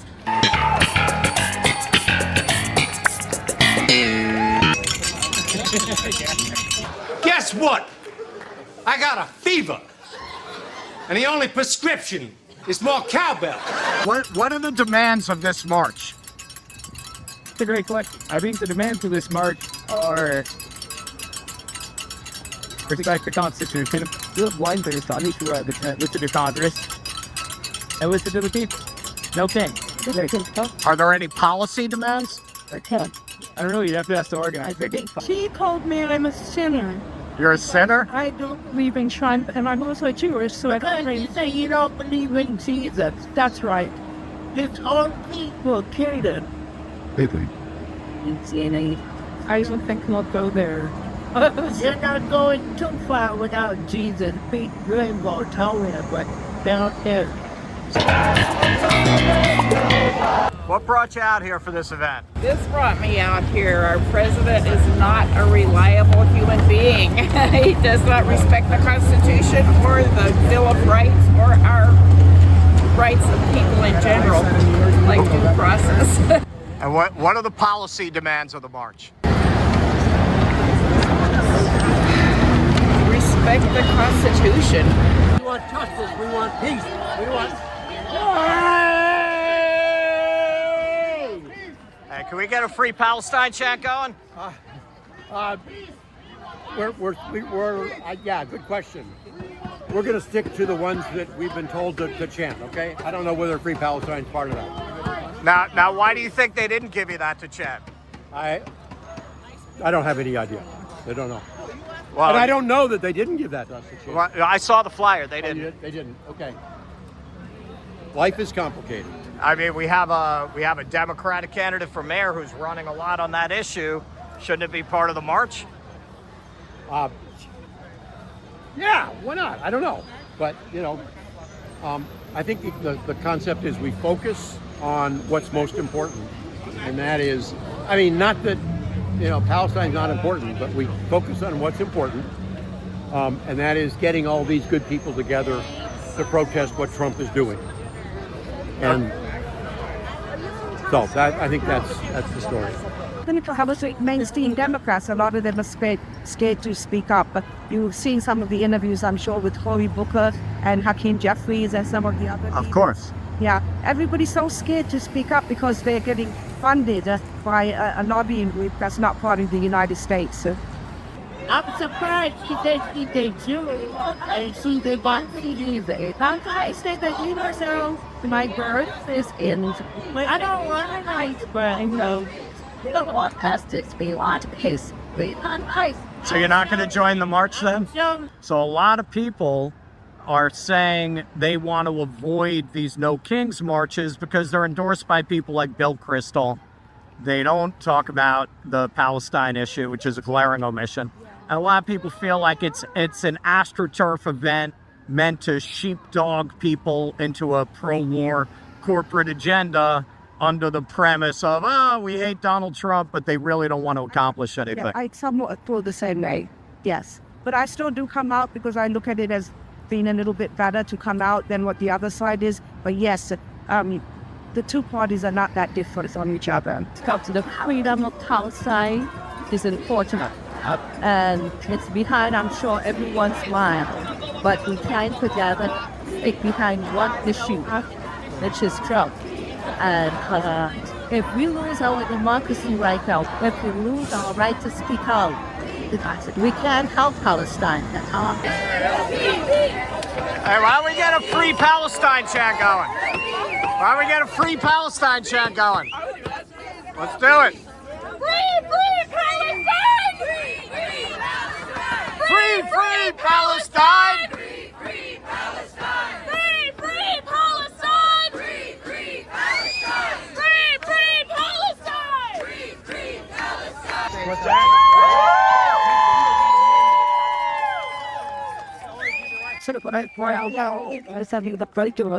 We can debate without you. It's not invested. It's not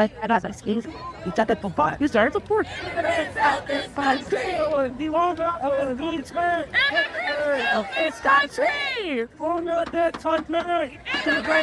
Did you feel that was inappropriate? What? The results I felt it was a little divisive. Also, but this time it's kind of succeeding with the one that needs to go in. That's my hours. It's lots of complicated well on Jack. And I hope there are people who just we all think Trump, we all think he's evil, we all think he's corrupt, and we all think he's, but then some people are divided on that. Not really. I have that time. I think everybody wants the gun to stop, but I just would rather stay with something safer, because I think part of what the opposition wants now, what Bondi wants, what Michael Johnson wants, they want us to fight with each other. Yeah. Everyone to say it's been violent. That's what they want. Let's not give it to them. Well, a lot of people feel like Kamala Harris actually lost because she wouldn't break from Joe Biden on that issue. So you feel maybe it's hurtful to the cause to not take a strong position on that? It's just the vibes. I don't think it's sure. I think Carly Toyer was sympathetic to that, and probably there's a problem for it. There was so many things against Harris that they did that one thing. This was not made in the news.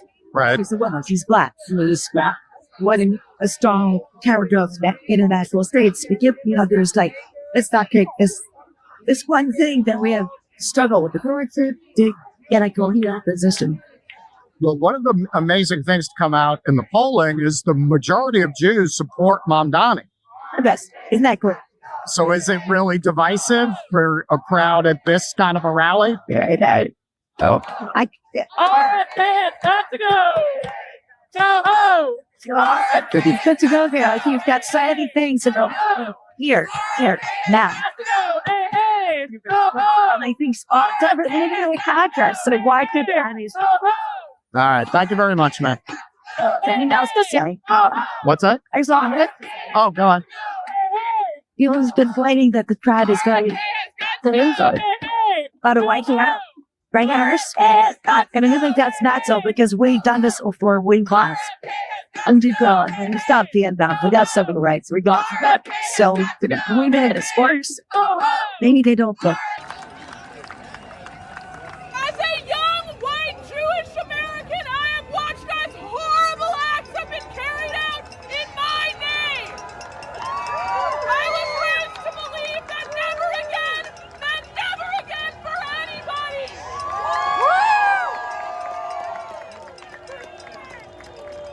Free Palestine! Free Palestine!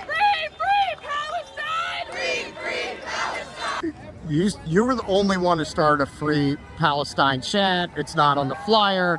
You had old lady came up and reprimanded you for it. I talked to her for a little while. Isn't that kind of strange at this march for them to clearly be trying to tamp down any discussion of that? I think that in a lot of situations, people have been taught to believe that the Israeli state stands for the protection of Jewish people.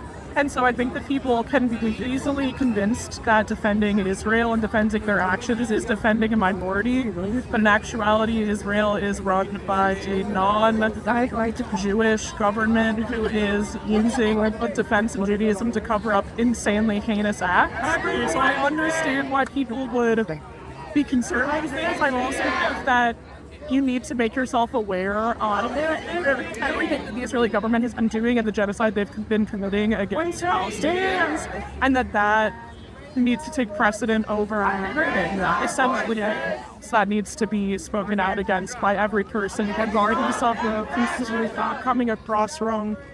I do think it's a little odd, but I understand it's something that you really need to overcome within itself. It's something I need to overcome within myself. I could then grew up going to synagogue and having Israeli soldiers come in to talk about, why Israel was cool, why she won birthright. It's something that we all need to overcome within ourselves. So the first thing you have to do is kill the fascist in your head. So I support anyone doing it. Now, Joe Biden's a good man. He started his campaign in 2019 by talking about what a good relationship he had with segregation. The Senate will Robert Byrne with that. They had a long gap as well. Right, but a lot of people would say he was a racist. Joe Biden took his oath of office on his wife's deathbed. Okay. Right, and he also co-authored the crime bill with segregation. At your waist.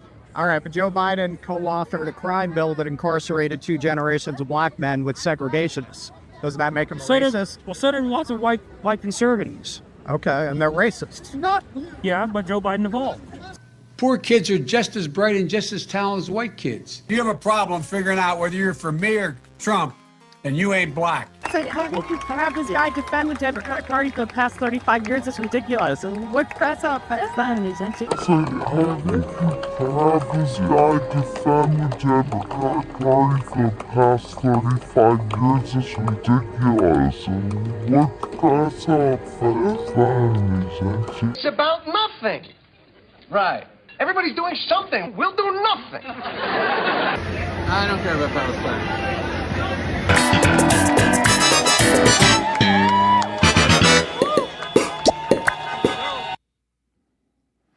All right, round of applause in the chat for Russ. Nice work, nice work. That was the Harlem.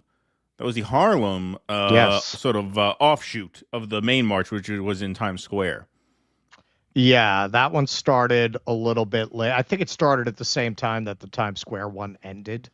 It was like 1 to 2:30. There were tons of these things. Like, they're calling this the most well-attended protest in American history, and I believe it, because even more so than the Women's March, like, up here in the capital region, there are like towns that are like 10-minute drives apart from each other, and they like each had one.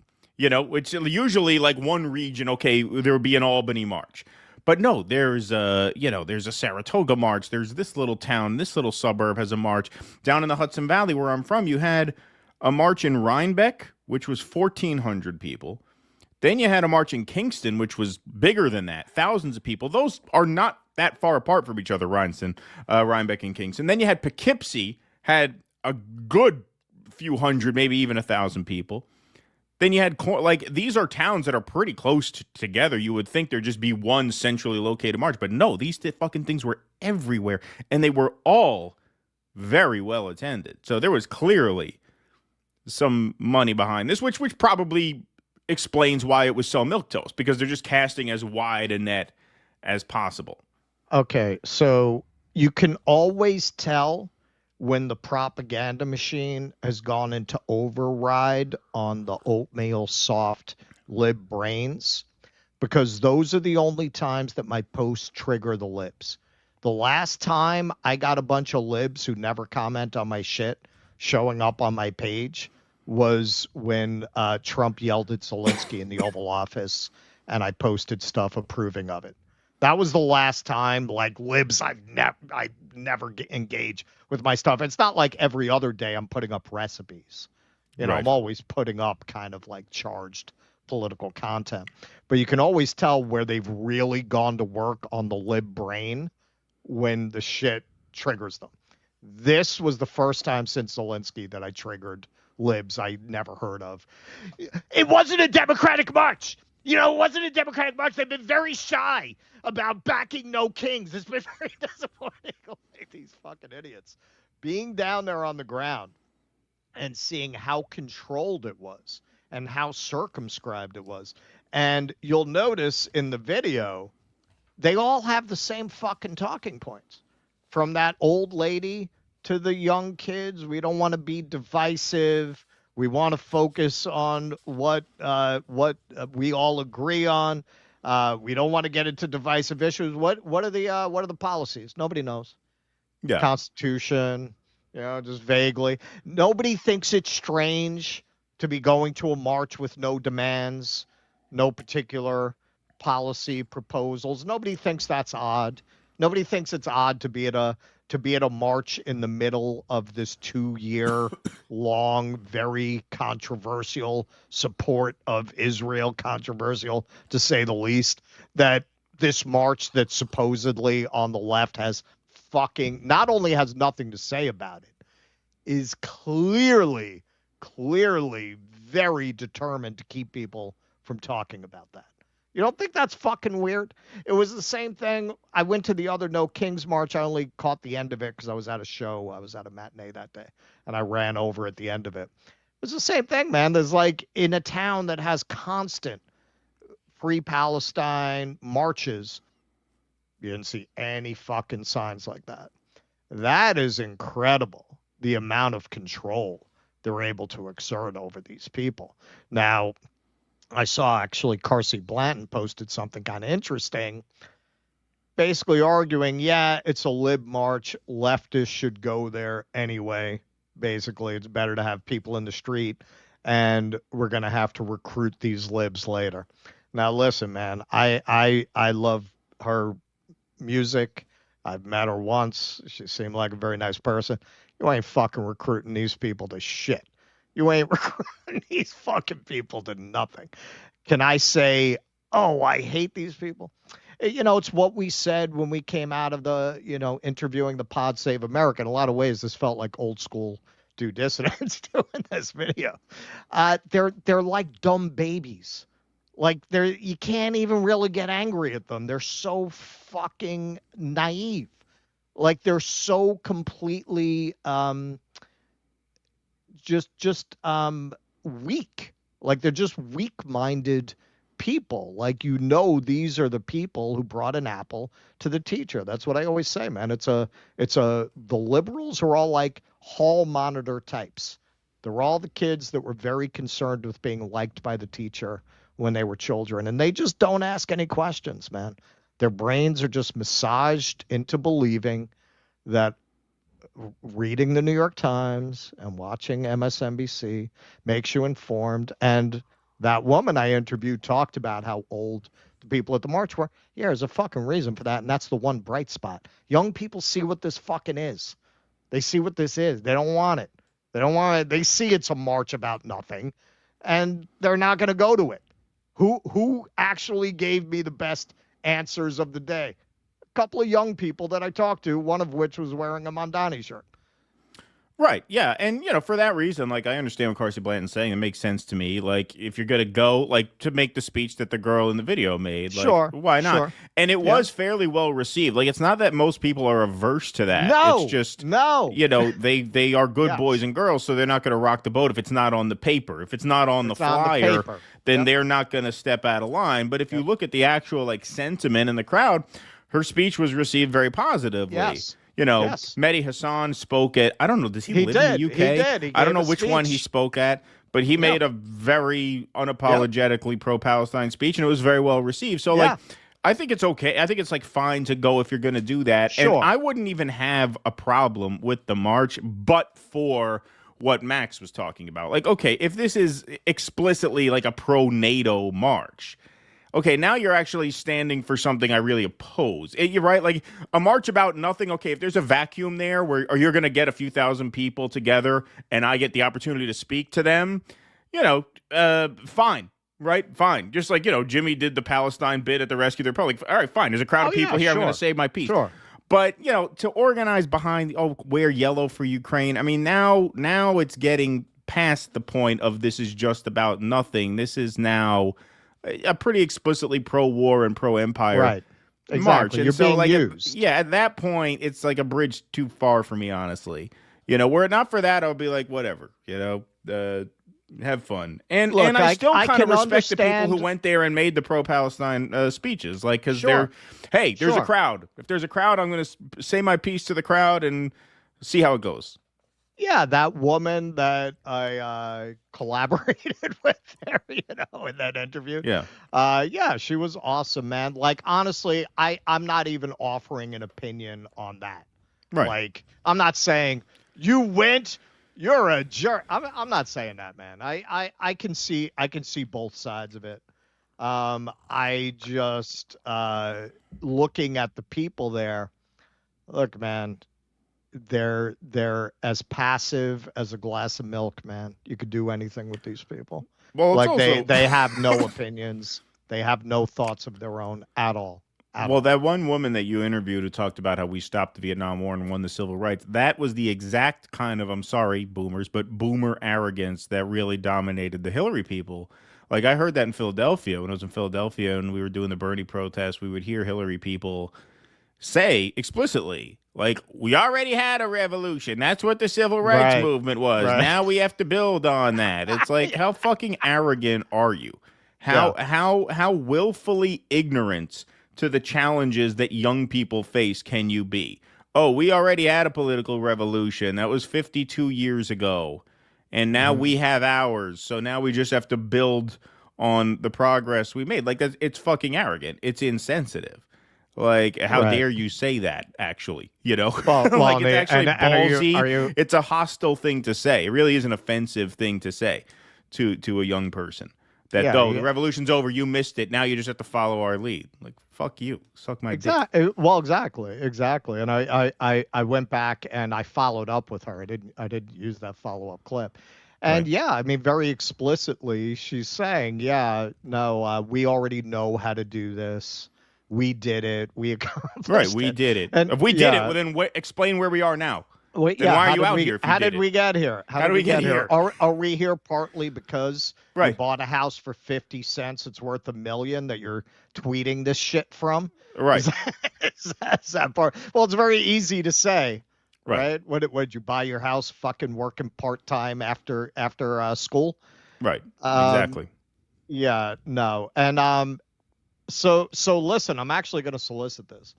I'm at my wit's end, man, for an environment. So this time with the sound, we used a lot of, well, we won't include this in the clip. We used a lot of like AI, which you wouldn't have heard anything without that.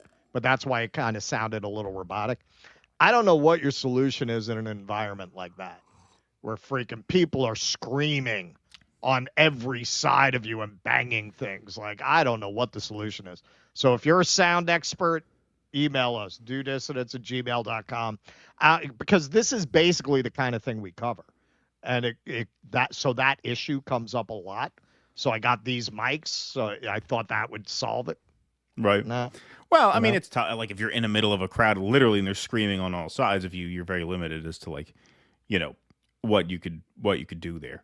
You know, that's just kind of, you know, you kind of do the best you can. I mean, if people are literally screaming, you know, inches away from you, which they were, and you know, you're fairly limited.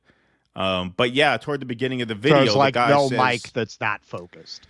I don't think so. I mean, I don't know, perhaps. But that's pretty hard. I mean, when the background noise is that loud, and it was. I mean, it was right in the middle of the crowd. You could literally see like 10 people in the shot chanting. Yeah. Right.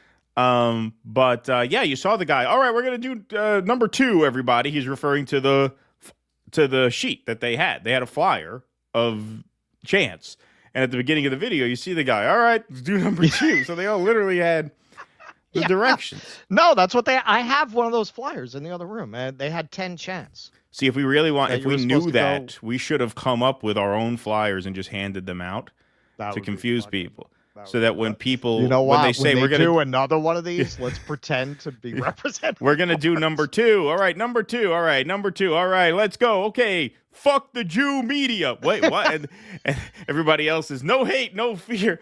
And you got like 20 guys just say, it's just 20 guys yell that out and realize that they've been punked after it's too late. Yeah, that's a good idea. That could be fun.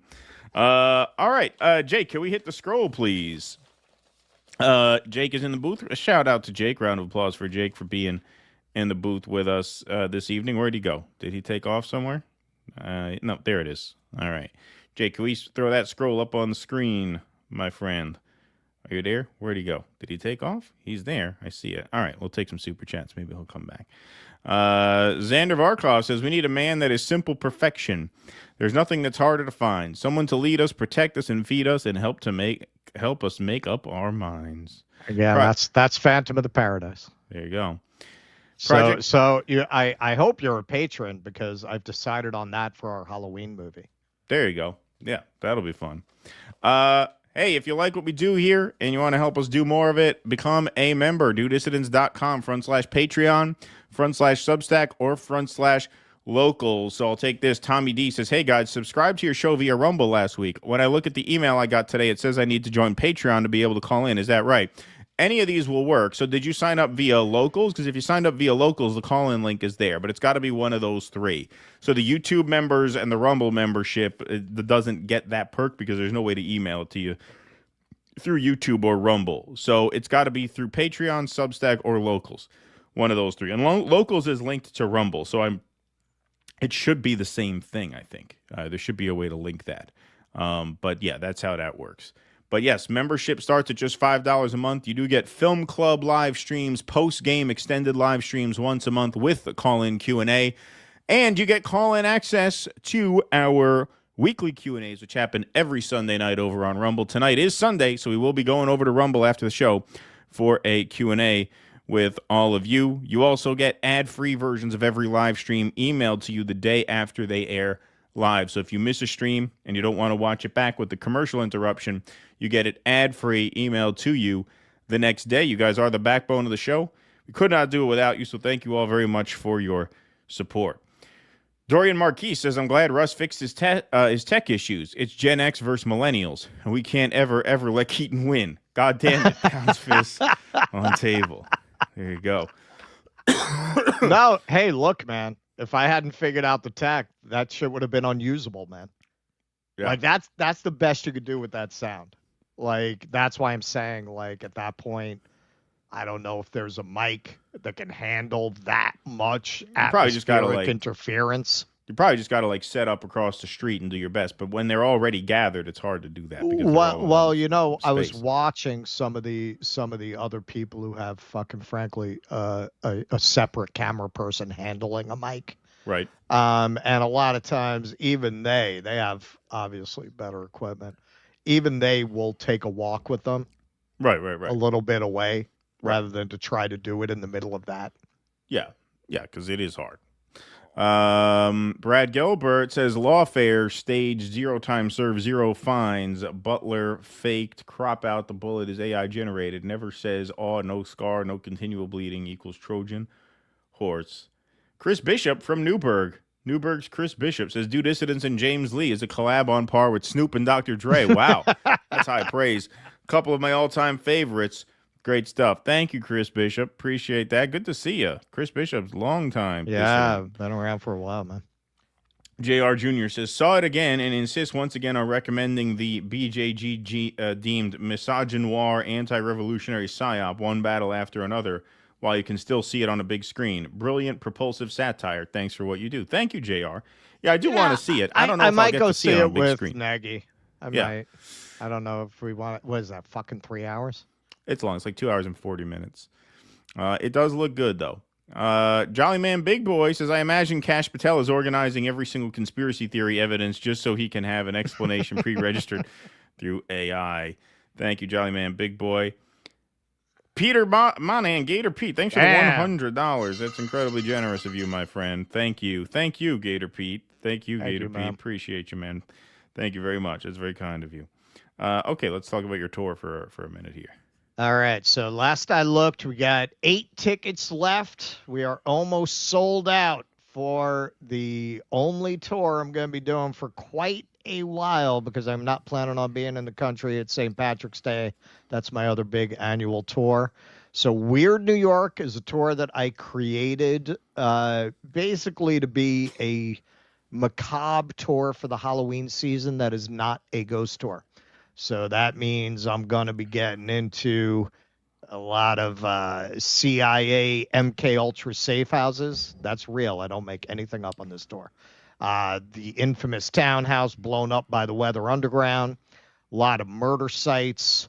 Things that, I want to leave as a reveal. The site of the Triangle Shirtwaist Factory fire. A building that's very infamous for NYU self-deletions.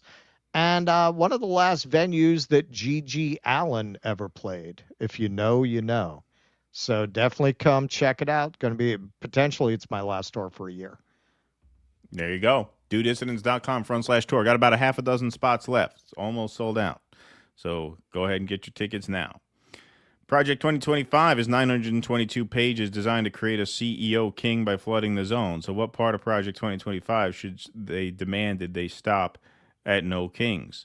Yeah, that would be a demand for sure. Username says the Mormon Church has hundreds of billions set aside for foreskin reconstruction surgery when the apocalypse comes, and we're all forced to convert to Mormonism. Thank you for that username. Sparky is here. Hey, Sparky. Mormons typically have to go abroad for their mission work. This also makes them attractive for intelligence agencies. People forget Mormons weren't always Donnie and Marie. They began as a rough crowd. Thanks, Sparky. In order for Utah to get statehood, the Mormons had to change their rough image to a nice and safe one. Interesting. Interesting. Thank you, Sparky. I did not know that. PMC says no kings has same energy as the down with this sort of thing protest in Father Ted. Thank you, PMC. Eric Torres says, funny enough, if you remember, one of the reasons Occupy Wall Street failed was because there were no demands. Can you guys do a segment on Prop 50? You're talking about the California redistricting ballot measure? Yeah, we probably will. Election day's in a couple weeks. 2 weeks from Tuesday, right? I'm sure we will as that approaches. That should win, I think. Teal parties, eh? That's an O face veins a poppin'. I mean, yeah, absolutely. I can't imagine that proposition failing. Views says, hey, at least Russ got to make time with Elizabeth Moss's character in Mad Men. Glad to see she's still alive and collecting rent in Harlem. Thank you. Views. Brent says, great work, Russ. This will serve as a time capsule for how even the good guys were capable of the mental gymnastics necessary to normalize genocide. Yes. Yeah. We don't want to rock the boat. It's very divisive. Yeah. It's a divisive issue. It's a divisive issue. Google Palantir says, great coverage, Russell. There you go. Thank you. Thank you. Ike Bravlovsky says the only constant was no ice. Yeah, that's right. They didn't send ice there. All a bunch of old white people. No ice at those marches. Good point. Oh, a piece of candy. Cancer Woods here sending love. Thank you. Thank you. I like that. That was one of the only good Family Guy gags, I think. We should start asking, do you condemn Israel? Yes, we should. Absolutely. This was the March to Restore Sanity. Yeah, remember that one? Remember that one with Jon Stewart and Stephen Colbert? Yeah. Yep, absolutely. Absolutely. All right, we will move right on along here. All right, folks, this is kind of a quick one and a fun one, but the New York City mayoral debate was Thursday night, and it was a three-person debate, Zoran Mamdani versus Andrew Cuomo versus radio shock jock Curtis Sliwa and perennial candidate for the Republican Party for New York City mayor. And it's kind of funny how helpful he was to Mamdani throughout the debate in his digs against Andrew Cuomo. So here's probably the most viral of them. The toughest guy alive. But let me tell you something. You lost your own primary, right? You were rejected by your Democrats. Why and didn't you have you a send the difficult National Guard? understanding that what the term All no right, is. all right. You're not going to stand up to Donald Trump. I agree with Curtis. You're not going to stand. Oh, boy. So Mamdani there gets the assist at the You're end. not going to stand up to Donald Trump. I agree with Curtis. You're not going to stand. There you go. I agree with Curtis, says Zoran Mamdani. And so obviously now Mamdani has opened up, as we talked about in the last segment, a very significant lead. He's closing in on 50%, which in a three-way race is a virtual lock. He's up by about 20 points. Nobody can get close to him. The only chance there is to beat him is for Sliwa to drop out. And even in that event, it wouldn't matter. Because if Mamdani's at 48 or 49%, certainly there are some Andrew Cuomo voters who prefer Mamdani to Sliwa. So if 1 in 20 Cuomo voters are Democrats at the end of the day, and they'd vote for the anti-Trump mayor over the pro-Trump mayor, Mamdani basically has this on ice. And that is really upsetting a lot of the oligarchs who begged Andrew Cuomo to get in the race as an independent after he lost the nomination, the most prominent of which is Bill Ackman. So not only did Sliwa throw shade at Cuomo on the debate stage, but now he's asked about the pressure on him to drop out, and he throws more shade at Bill Ackman than I've ever heard any liberal throw at Bill Ackman, including Mamdani himself. So let's take a look at this.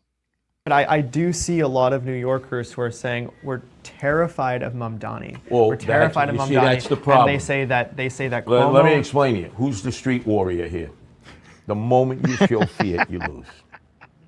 The Zoronistas have already won because it's a different generation. They say, look, they're all afraid of us. You've empowered them. I've been in situations where I've been surrounded by people with guns. So this guy's going out there and basically saying, yeah, Zoran's got it. He's going to win. He's already won. He's already won.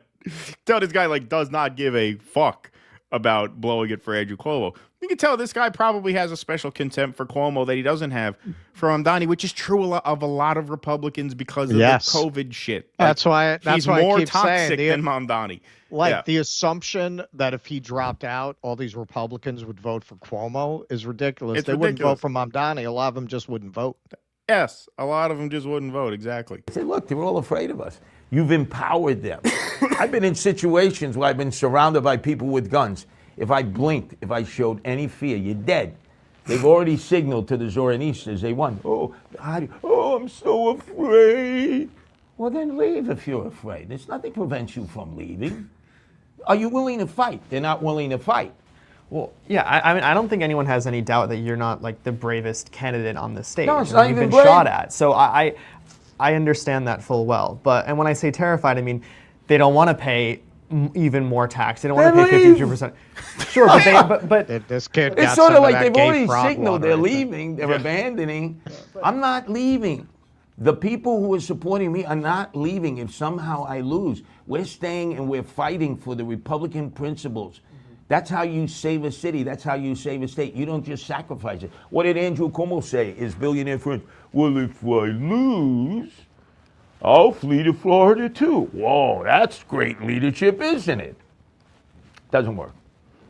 The problem is that New York will not be the same if we have a mass exodus. And what I mean is that, like, I love this city, for example, and many others love this city. Right. And we will stay if shit hits the fan, a lot of us, but a lot of us won't. A lot of us, those who can, will leave. And the city, much like after COVID, will have a very difficult time recovering. Well, look, who's responsible for that? Andrew Cuomo. You want your savior, your messianic leader to lead you out of this abyss when he got us here to begin with? No cash bill, raise the age, close Rikers out. All these ideas have been taken by the Democratic Socialist American. He was the architect. Yeah. Who is the apprentice? Sohan Mandami. How did we get here? Right. You're going to trust the guy, the arsonist, to suddenly be the firefighter? Doesn't work. There you go. And he goes even more directly at Bill Ackman just a few minutes later. But there he is saying, like, look, if you're threatening to flee the city, how much do you care? I represent the blue-collar New Yorker, right? I'm the real New Yorker. I'm the real New Yorker. Like, this guy just reads so much more authentic, even though, like, his politics have never been my politics. This guy's been on the radio forever. I remember listening to this guy talk about the Iraq war, but, you know, in ways that were just, like, absolutely nauseating. But, like, he comes off so much more authentic than Andrew Cuomo, right? And sticking it to these billionaire donors, like, hey, if you're threatening to flee the city, then what the fuck you worried about? You want to leave? Leave. I'm not leaving. I'm not fucking leaving. Yeah, Curtis Silwa, man, that guy is fucking old school New York. Oh, yeah. Like, when I was a little kid, he was already a legend for the Guardian Angels. Yes. Remember, when the Guardian Angels started, and for anyone not from New York, if you don't know, the perception at the time, this is when Death Wish was big, and there was a lot in the popular imagination of vigilantes going and fighting crime. And that was the perception of what the Guardian Angels were, right? That they're going on the subways and beating up. That's never what they did. You would get arrested. Like, that would be literally an illegal vigilante group. They would go and, you know, they wear like the red berets and they have the shirts, and they would go on the subway. And yeah, man, if people saw the Guardian Angels, they're probably not going to commit a crime. Right. Because they're going to go report it to the police. They weren't actually out there. But vigilantism was very in the air in the 70s. So these guys were beloved. And Curtis Silwa, this is going back to the 70s when I'm a little kid. Curtis Silwa was like a god in New York City. So he has been around forever. Now, his politics, we asked him for an interview, which we probably won't get. It would be very interesting to talk to this guy. That would be amazing. Because, yes, man, he is like this old school New York guy who clearly understands the streets and understands working people. And I don't understand how you have a lot of the policy ideas that he has, but then he's funny. Like, didn't he come out for like Medicare for all the last time he ran or something? No, he ran on like animal rights last time. No, and homeless but there was people. something. He's like, we're going to take care of the homeless or something like that. There was something he came out for that was very like off script for a Republican. I can't remember exactly what it was. Not the animal rights. It was something else. Okay. Well, here he is now. So that kind of sets up the framework for this. Okay, but now here he is going directly at Bill Ackman, letting you know what he thinks. So he took a kind of opaque shot at him. The billionaires who are funding, they can leave, right? And now here it gets a little more direct. However, I think it is clear to New Yorkers who are against Mamdani that you and Cuomo are splitting the anti-Mamdani vote. So my question is simple. Are you okay if Mamdani wins that you, so to speak, contributed to that? Well, number one, Ackman is a jerk. Has he been right yet? Here's a guy who goes up to Newport, Rhode Island and thinks he's a professional tennis player. Come on, Ackman. Stay in your lane. Does he know anything about politics? No. Does he live in New York City? No. He lives in Chapaka, the whitest suburb of America, where even the lawn jockeys are white. He may know Wall Street. He may know hedge funds. He has been wrong every step of the way with the billionaires. So let's say people come to the conclusion, if somehow I lose, and we know Andrew Cuomo's lost, he's already tossed in the town. Oh, it's because of you, Curtis.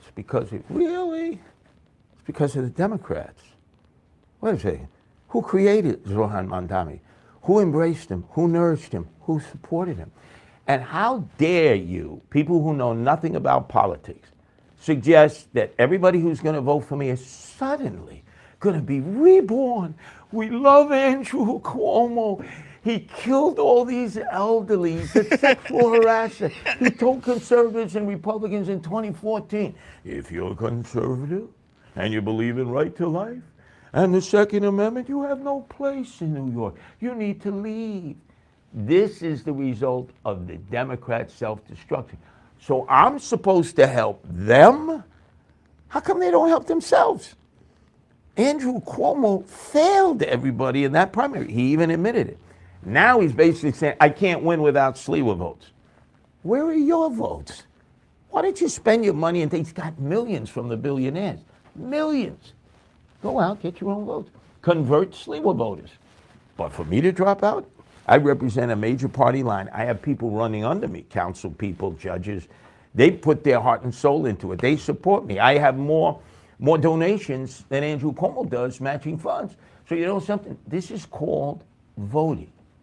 Sure. Since when do we not let people vote? Billionaires determine the next mayor? If they don't like it, they can leave. They have options. Blue-collar working class people don't. Those are the people I'm representing, not Andrew Cuomo. Sure. There you go. Boom. There you go. Spoken like a true New Yorker. Not taking any shit from no Bill Ackman. So hey, Bill Ackman, go get your own voters. Huh? Go get your own voters. I don't ask for my voters. I got people under me. Need me on that ballot line. I got a major ballot line over here. So Bill Ackman kind of spared us. He only wrote 4.5 paragraphs this time. Curtis Silwa cares more about being in the spotlight for 2.5 weeks than he does about New York City. He makes that abundantly clear in this clip. You tell me who is being the jerk. His words. And he is wrong. I have been a New York state and city taxpayer and resident since 1988. Just in the last decade, I have paid $480 million of state and city taxes and donated $350 million to New York City charity. To institutions, sorry. I have done my part to help New York. New York City needs more billionaires, not less. The city works because the millionaires and billionaires... That was Bloomberg's theory. Yeah, exactly. That was his theory. The city works because the millionaires and billionaires pay the taxes and make the donations that support the entire community and the institutions and services that make New York City great. Mamdani says billionaires should not exist. Zohran says he is an existential threat to me and other billionaires. That's not a smart strategy for raising the revenues that keep the city solvent. And yes, he is also a jerk. So, you know, I've said before, I think the real threat that Mamdani poses is not that his policies would destroy the city, but that people might like free buses and free frozen rent and, a lower price grocery store here or there. I think they might actually enjoy that. And I think that that is one reason, a big reason why billionaires like Bill Ackman are so threatened by him, because another way of doing things will emerge as a possibility. Therefore, though, the other possibility is these billionaires love New York City as it is. It's a playground for them. It's a luxury camp for them. And they may feel like if Mamdani wins, they will have to divest from and sabotage the city. like it'll kind of ruin their playground because they just have to make New York City fail under his leadership. They can't allow it to succeed. Well, it's and like maybe socialist that's a part countries. of it too. Yeah, exactly. Exactly. Yeah, they can't allow these kinds of experiments to succeed because they know that they are the aristocrats at Louis XIV's court. Right. And they cannot allow the peasants any oxygen. They cannot allow them to imagine a better world. They want that to be beyond their imagination. They want them to think that there is no other way to exist than to rely on the largesse of unaccountable billionaires rather than social institutions. But you know what? If you're in New York is full of beautiful institutions that were built under a stronger, more socialized government, like the New York Public Library. Something that will strike you walking in there is they would never build something like that for the public today. Never. Right. Beautiful marble floors. It's like a palace. And it represents such a vision of egalitarianism to build a library on that scale that anyone can use anytime they want to go in there without regard to income, without having to pay a fee to walk into this beautiful palace for public use. So we know that can be done without Bill Ackman's writing checks because we've done it. We've done it. The city is full of places that were built under that kind of a premise. The municipal building downtown is a love letter to democratic civic institutions built with public money. Some of the greatest architects working at that time. They don't want you to see that. They don't want you to dream of it. And what Bill Ackman is not mentioning, we had somebody in the comments section when we covered Mom Downey the other day who's like, a native New Yorker, talking about, you don't know how bad it can be, the 70s and 80s. I do. I remember. This is what I always say about that. No reasonable person is saying, oh, man, we need 1978 style crime. Right. Nobody's saying that. But when you talk to a lot of the same New Yorkers who prayed for someone like Giuliani to come and clean up the city, who then later on bitched about how their favorite bar is gone, their favorite gallery is gone, their favorite theater is gone, their favorite pizza place is gone, they didn't realize what the price would be. That shouldn't be the price. But for that not to be the price would take public policy, like creating rent control on commercial spaces. Like you would have had to think through, well, once we clean up the city, we're going to attract all these Sarah Jessica Parker consumerist whores, and they're going to completely transform the city into this world of, this outdoor playground for the affluent, right? It's an outdoor shopping mall for the affluent now. So what do we do to prevent that? They didn't care about that. They wanted that. They didn't clean up the city for the kind of average New Yorkers that Silwa claims to represent. And that is what I would get into with him if I talked to him. They cleaned it up for people like Bill Ackman. So when Ackman talks about the money he put into institutions, that's great. For who? Who enjoys those institutions? Who benefits from those institutions? When working people can't afford to live here anymore, yeah, it's safer and it's cleaner. Sure. For who? Right. Exactly.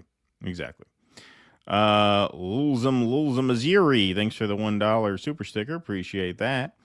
Rob Boss says, is Keaton circumcision remembrance fund? There you go. Thank you, Rob Boss. John says, thank you, Russ. You are the one. Keaton is better. He jumped up. He's funny. All right. Thank you, John. Appreciate that. White men can't jump. Yeah. Turbo GG. Russ, get a Rode video mic. Oh, yeah. MEC All right, hold plus. this on. I'm gonna photograph this. Wait. All right, go ahead. Don't take it down. Yeah. Okay. All right. I see a lot of them out there, like the indie creators with Rode mics. Yeah, Rode is a decent brand, as I understand. It's a little difficult when you don't have a separate camera person. Right, when there's not a because crew. then you got to handle that and you got to handle this. Right. Yeah, it does make it hard. It is a lot to juggle. You are so on point. We'll be on your call-in. Thank you, Peter. Appreciate that. Thank you. John became a YouTube member. Thank you, John. Thank you. Appreciate that very much. Great to have you aboard. Blorp, Christian dispensationalist dogma introduced by Darby, edited the King James Bible, added footnotes and called it the Schofield Bible. This was planned and financed by the Rothschild family. Thank you, Blorp. Furrow Squeen says, your ranters and chatters are hilarious. I love this chat. I don't really get the no Kings thing, but Dave went, so I approve. He was also at the Seattle baseball game. Good week for me. Love you guys. Thank you, Furrow Squeen. Appreciate that. Old Stoner says, what is no King? 7 million march, they say, but in 2 years, nothing like this to stop the genocide in Gaza. Exactly. Yep. I think this says how broken the USA is. Don't disparage my $1. I got a 1,000 power bill today. Yeah, my electric bill was really high last cycle, too. Really high. Terrible. Horrible economy out there.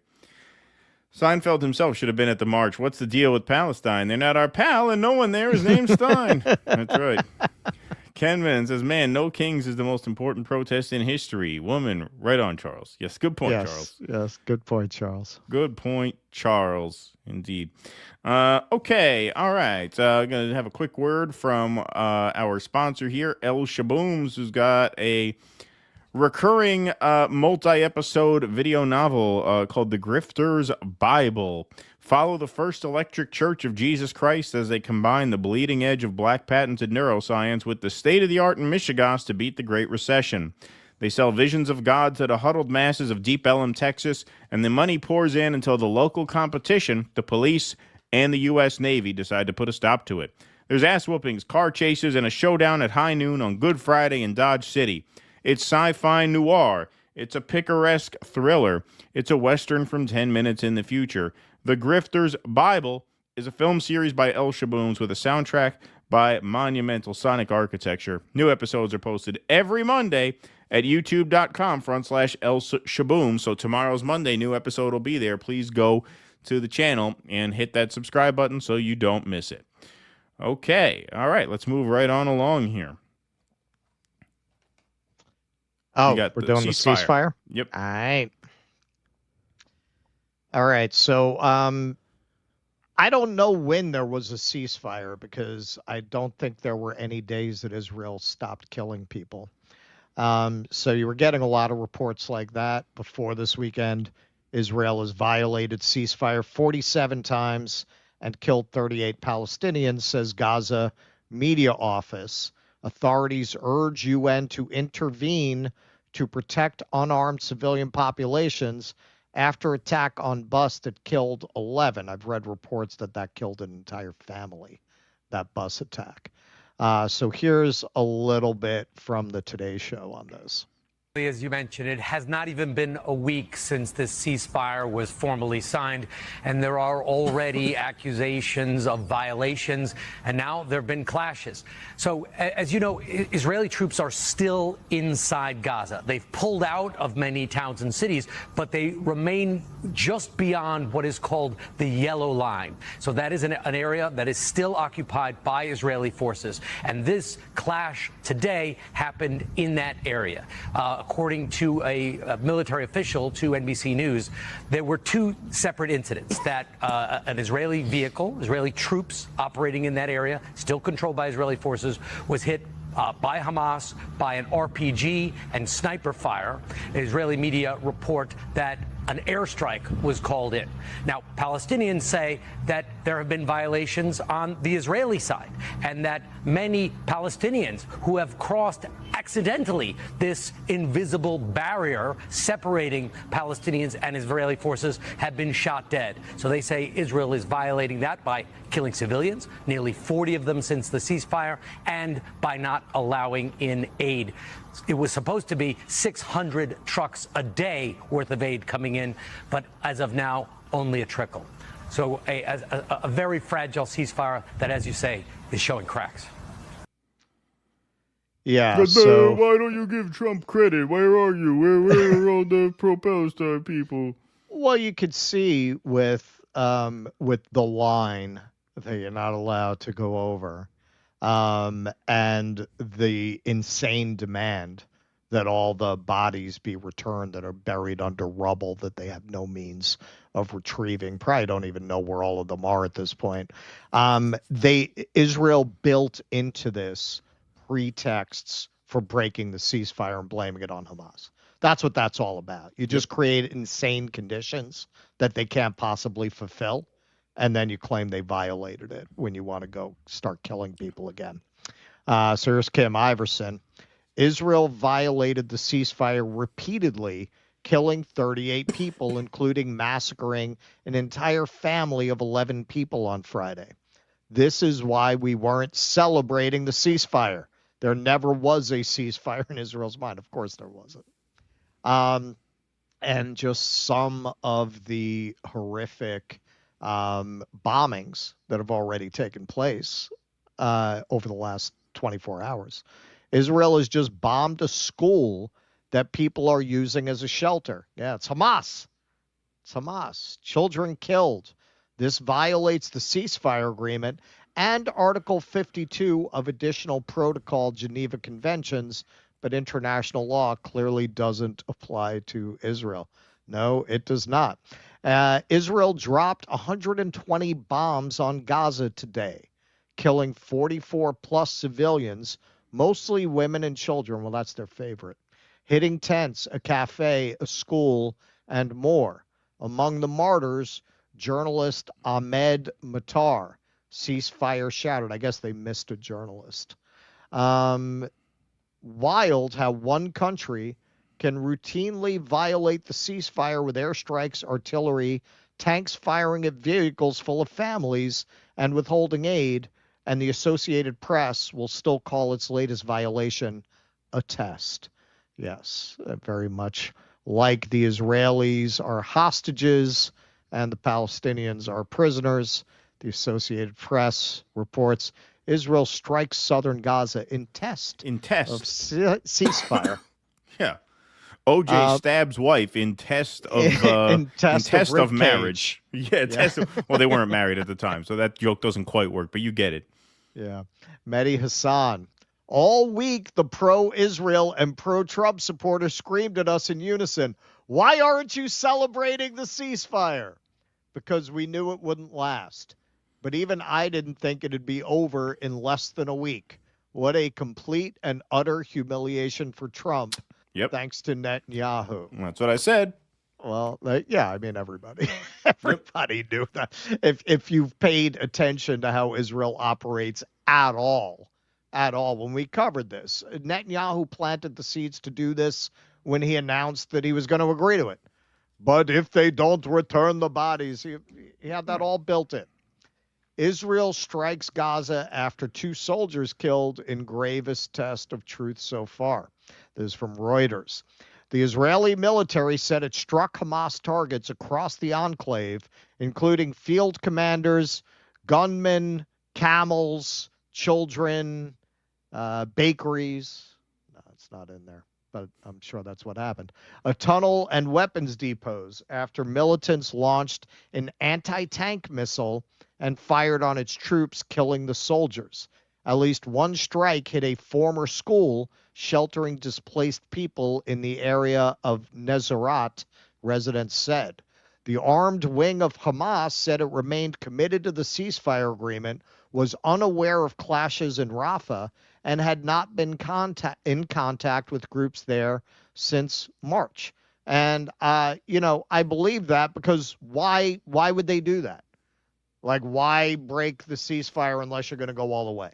Like, why take pot shots at Israel? They know what they're going to do. Yep.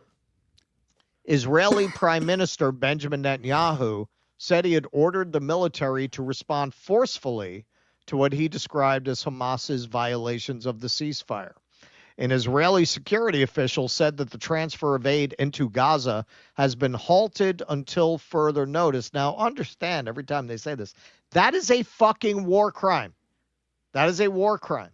Even if everything that they are accusing Hamas of is 100% accurate, you cannot punish a civilian population by putting it under siege. That is a war crime by definition. Following what he described as Hamas's blatant violation of the ceasefire agreement. However, Israeli media reported that aid flow would resume on Monday following U.S. pressure. Axios, citing a U.S. official, reported that Israel informed Washington that it will reopen a crossing into Gaza on Monday morning. Fearing the truce may collapse, some Palestinians rushed to buy goods from a main market in Nuseirat, and families quit their homes in Khan Yunis further south after airstrikes hit nearby. The new ceasefire took effect on October 10th, halting 2 years of war, but the Israeli government and Hamas have been accusing each other of violations of the ceasefire for days. Defense Minister Israel Katz said the yellow line to where Israeli forces had pulled back under the ceasefire agreement would be physically marked, and that any violation of the ceasefire or attempt to cross the line would be met with fire. Hamas detailed what it said was a series of violations by Israel that it says have left 46 people dead and stopped essential supplies from reaching the enclave.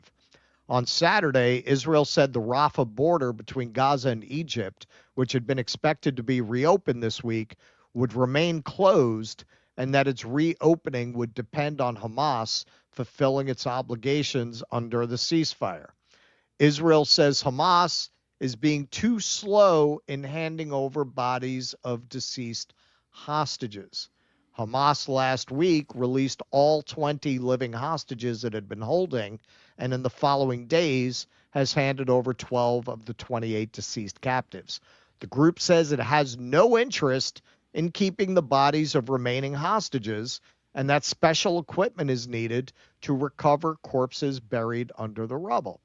Yeah, of course. Why would they hold the bodies? For what possible reason? And Israel knows that. That is why they have been so insistent on this provision. They are so sick, they are so deranged that they are hoping that they can get away with creeping up and creeping up and creeping up until the ceasefire is completely broken by saying, well, they didn't return the bodies. Now, it does seem like Trump has a lot of personal political capital. It's always hard to read these things because these people lie so often. It does seem like Trump feels he has political capital invested in this not starting again. That doesn't mean the Israelis are going to give a flying fuck or not going to do false flag operations to keep it going. I mean, there's really nothing you can put past them. I do believe Trump actually does want the ceasefire to hold so he can build a casino or whatever the fuck he's planning on doing. Vance, Witkoff are supposed to be going there next week to try to work out the next phase of this plan, including sending international troops in and reconstruction and disarming Hamas. But yeah, it's pretty clear.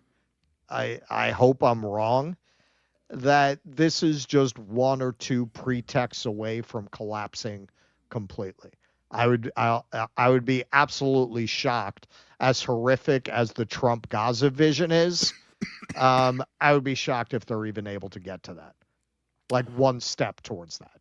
Well, yeah, I mean, look, this is a big embarrassment for them because they already took a victory lap. And this is why all these fucking morons who are out there, Trump freed Palestine. I mean, this is why, we were just so repulsed by that.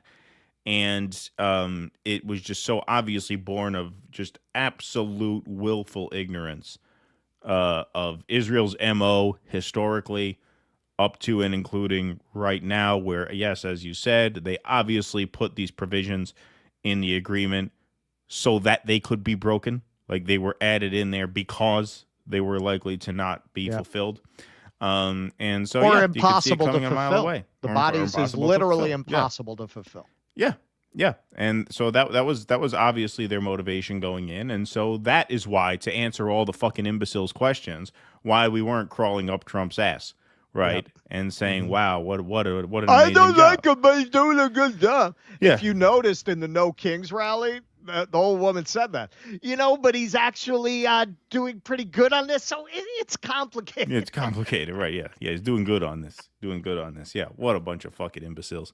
What a bunch of imbeciles. And yeah, this is something that we could see coming. And obviously there's going to be more this week on this.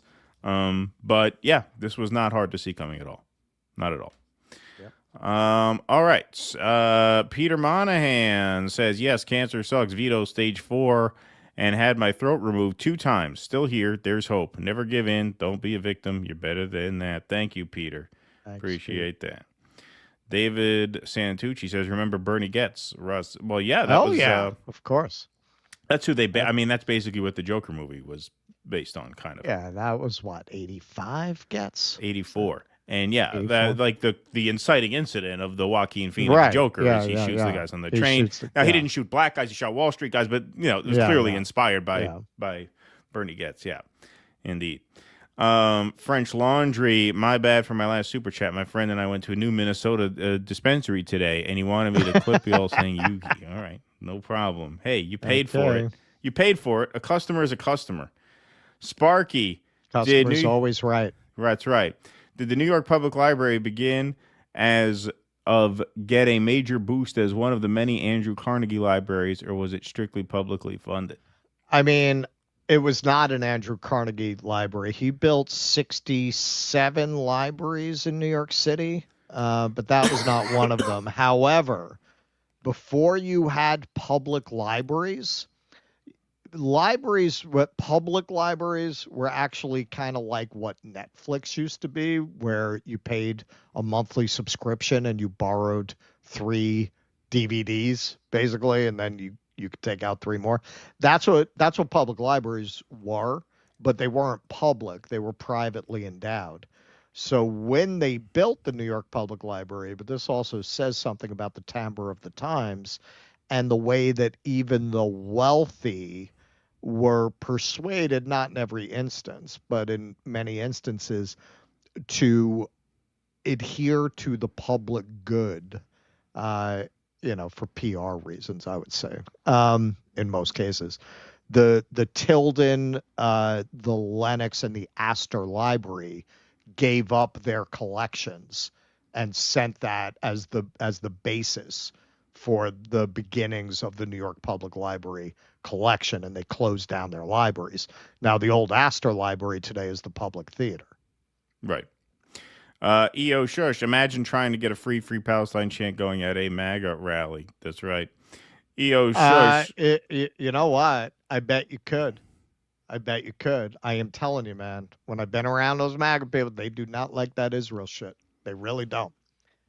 Maybe. Don't let the perfect be the enemy of the good. Bunch of somewhat informed people spending 90% of their life just trying to get by won't be as informed as much as we like. They could be. MAGA. Yeah, no, like I said, like I wouldn't have an issue with it if not for the fucking Ukraine NATO thing. There's the thing, man. These, and again, if you want to go, I think people can have different opinions about that. But understand, we can see, as Max is reporting there, they are sheepdogging these people into supporting a corporatist, militarist agenda under the premise Trump bad.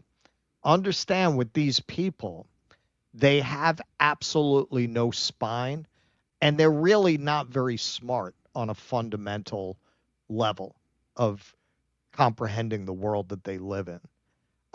You can't do anything with them. They're always going to be directed by powerful institutions that tell them what to think. They're not smart enough in a fundamental way to not just go along with whatever Rachel Maddow tells them to do. That is who they are, right, man. I'm sorry. That's who they are. You're never look at Bernie, man. He wins the first 3 fucking states. What happens? Obama tells them to go vote for the old fucking cracker that none of them like, and they line up and do it. That's not going to change. It's not going to change. No matter what work you try to do with them, well, it's not going to change. I mean, it kind of has changed with Mamdani in New York a lot. You know, I mean, like the younger ones. That has kind of changed. Yeah. Yeah. That's why you got a bunch of old people at these fucking rallies. Right. I don't have an opinion about whether you should go, but in terms of whether you can convert like the woman I interviewed, nah, not in a million years. Nope. No. Never. But I mean, when you look at the number of people that turned out to this, yeah, like I think if you were like, I wouldn't go just as a face in the crowd to show support because of the NATO stuff, right? Because that's first of all, that's kind of a deal breaker. It's also a tell, right? It's a tell on what the agenda of the thing is. Right. But like if I were invited to speak and I knew there were going to be 1,000 people there, yeah, I'd go, I'd speak. Oh, sure. I'd say my piece. Sure. Yeah, why not? Of course. Why the fuck not? Of course. Exactly. Of course. Yeah, Mehdi Hassan made good use of that. Yeah, I don't have an opinion about that. I'm just saying, are you going to be able to turn the old libs into leftists? No. Yeah, no. No, you're not. Excuse me. EO Shush said, the thing I don't get about post-duopoly, a left-winger agrees with 90% of the issues you do, but you hate them for the 10% you disagree on, but a racist right-winger aligns with one issue and they are a hero.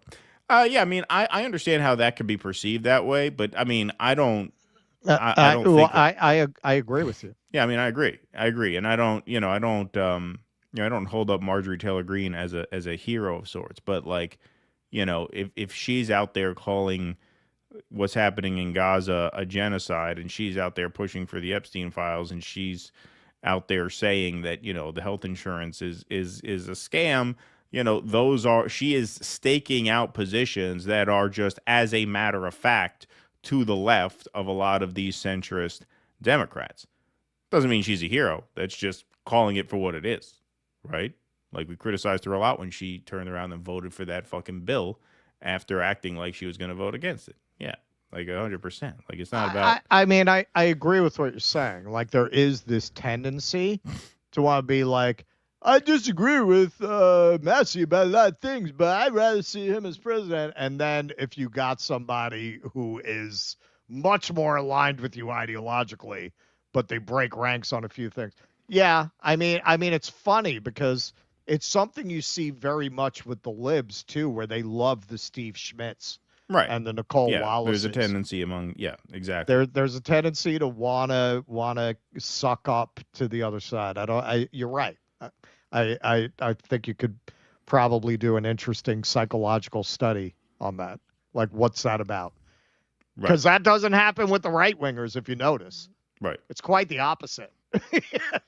Oh yeah, of course. They never want to be friendly with the other side, but the left is always looking to find common ground with that. I don't know what that is.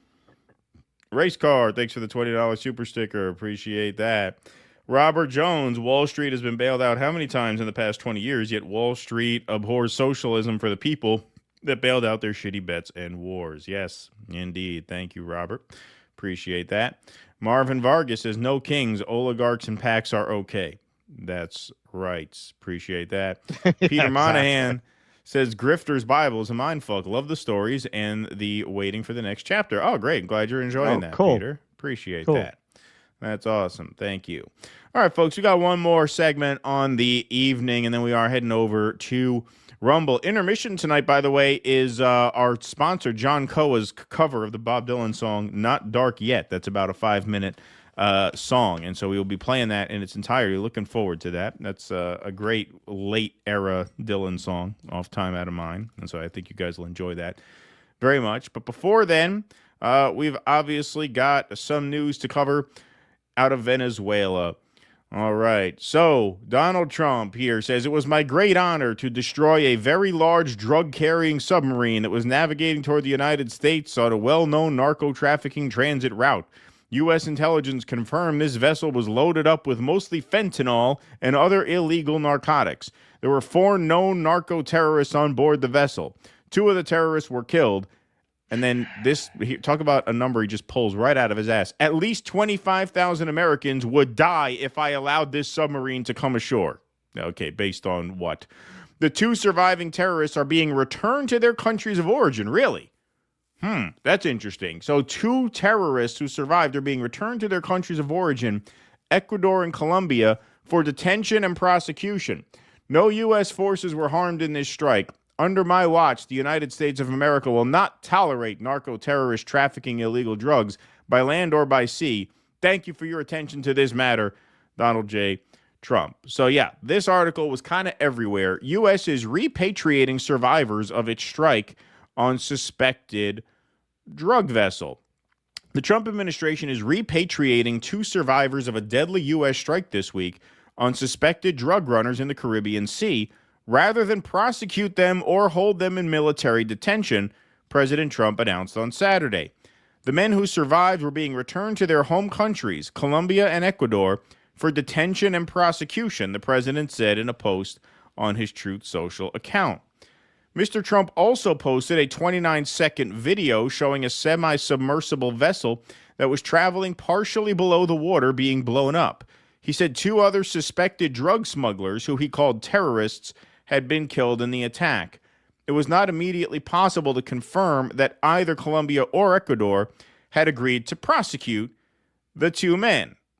In other words, he doesn't know that they're releasing them for a prosecution. You would think if these were terrorists who were apprehended, you may want to detain them yourself or try them here in the United States. But, nah, that's it. Slap on the wrist. You're lucky you survived. Back to your home countries. You're their problem now. What?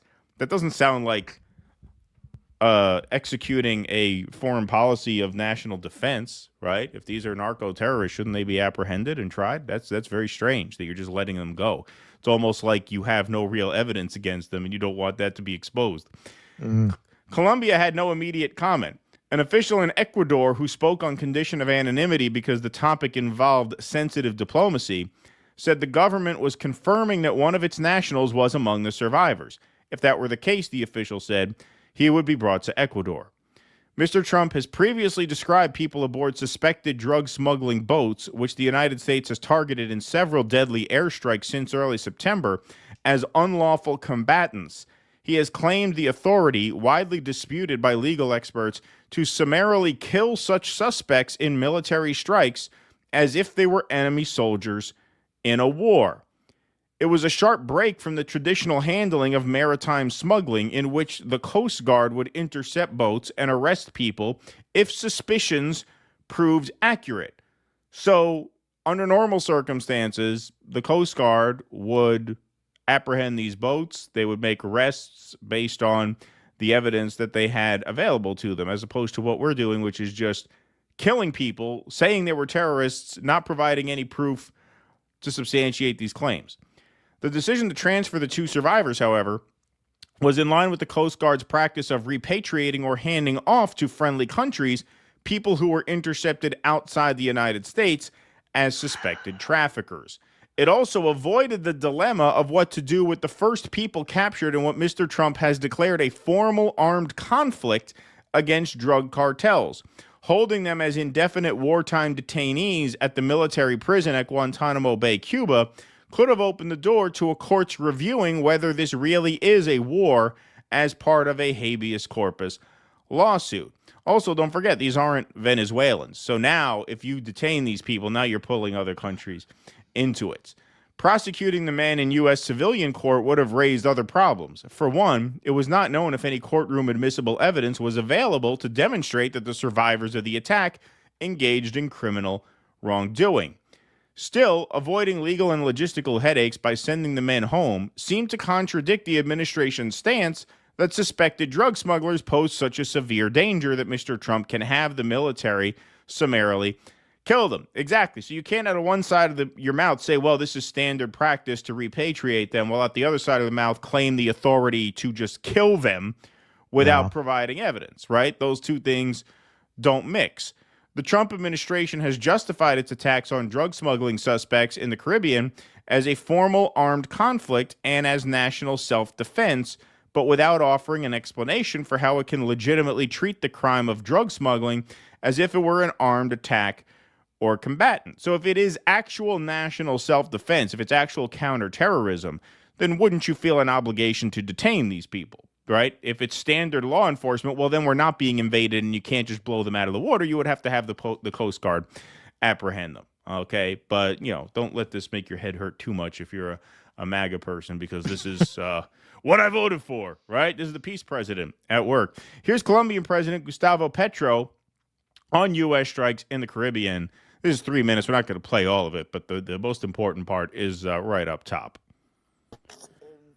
But when facing an issue in the Caribbean Sea that has nothing to do with fentanyl, what the United States is producing is that it wants is the oil of Venezuela and Guyana. Oil greed is what is behind the strategy that is throwing missiles at fishermen. Exactly. Exactly. It is about as simple as that, obviously. Max Blumenthal says it turns out the boat people, the Trump-Rubio mafia has been murdering in extrajudicial fashion are such terrorists that when they survive drone strikes, they get returned to their home countries. Exactly. Make that make sense. But don't take it from Max Blumenthal. This ought to give you some insight into just how standard what's going on here actually is, how above board and how on the up and up the administration is behaving here. In surprise move, head of U.S. military for Latin America to step down. The admiral, who leads U.S. military forces in Latin America, will step down at the end of this year, 2 years ahead of schedule, Defense Secretary Pete Hegseth announced on Thursday, in a surprise move amid escalating tensions with Venezuela. This guy's only been enlisted for 1 year, by the way, so it was a pretty abrupt resignation. A source familiar with the matter told Reuters that there had been tension between Admiral Alvin Halsey and Hegseth over operations in the Caribbean and questions about whether he would be fired in the days leading up to the announcements. There you go. So it looks pretty shady to me, and that's not just based on Max's take and the look we've taken at this, but based on that resignation. But who was okay with this? The No Kings network here, MSNBC. So here's Nick Cruz saying MSNBC openly endorses Donald Trump's regime change efforts in Venezuela. This is the resistance in a nutshell. The No Kings rally is a pro-war movement organized by a pro-war party. So here is Council Foreign Relations spokesman, or he's the president now, Richard Haas. Here he is rubber stamping this regime change operation in Venezuela. To go after a couple of boats. Yeah. This is about regime change, which, by the way, I think is potentially a good thing, given how Maduro has run Venezuela into the ground, how he stole an election, and the rest. And the rest? What do you mean? So given how Maduro has run Venezuela into the ground and how he stole an election and the rest, by and the rest, are you talking about things that are actually our business? Because so far as an American, I haven't heard you rattle off one thing that's any fucking concern for me. Oh, he ran Venezuela into the ground, then he stole an election. So that means we have to militarily overthrow him? Even if those two things are true, which I would not necessarily grant you. And to the extent they are true, it's because of our sanctions and our boot on their neck. But we could litigate that some other time. The point is, you just made a case for regime change in Venezuela, and the first two things you cited have fuck all to do with the way any American lives their life. None. None at all. And then the rest of it, he says. Wow. Anything? Well, that's how brainwashed this population is. You're brainwashed as an American, and it's this way in any empire.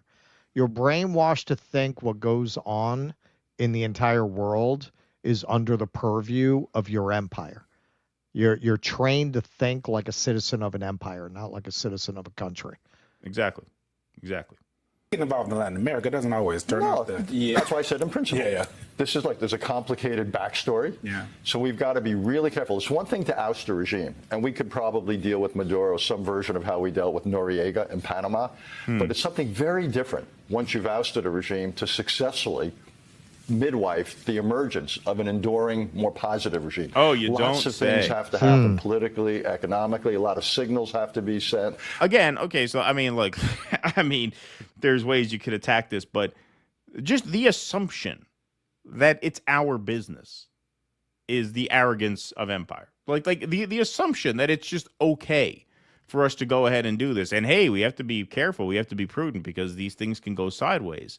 Right? Like, yeah, they can go sideways, but even to get to that place requires you to accept the premise that this is an acceptable way for us to behave. Well, you're a socialist who ran his country into the ground and you stole an election, so obviously it's fine if we blow up your ships and let the CIA run amok in your country and threaten a ground invasion and put sanctions on you. Like the idea that that's an acceptable way to and you know, it's funny how we are watching this clip in the wake of the No Kings March, because we just showed you on the ground the kind of people who attend that march. They watch this and they internalize this, right? Yep. And it's all a parlor game. Well, we can do it. I mean, it makes sense, but we have to be careful because these things can go sideways. It's all realpolitik. And, you know, none of it actually addresses the moral question of why are we even considering this action in the first place?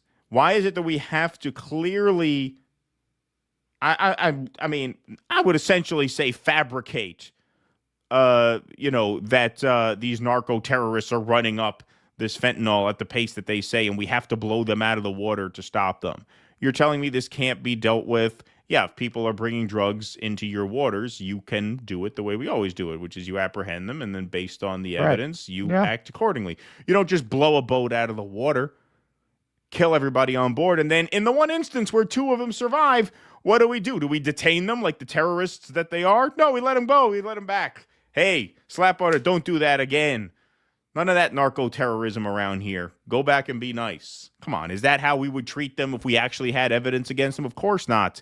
Of course not. It's an absolute clown show. Well, I mean, I understand Trump has some clients at Mar-a-Lago who get their blow from one of those guys. Yeah, right, exactly. So that was why he went easy on him. Yeah.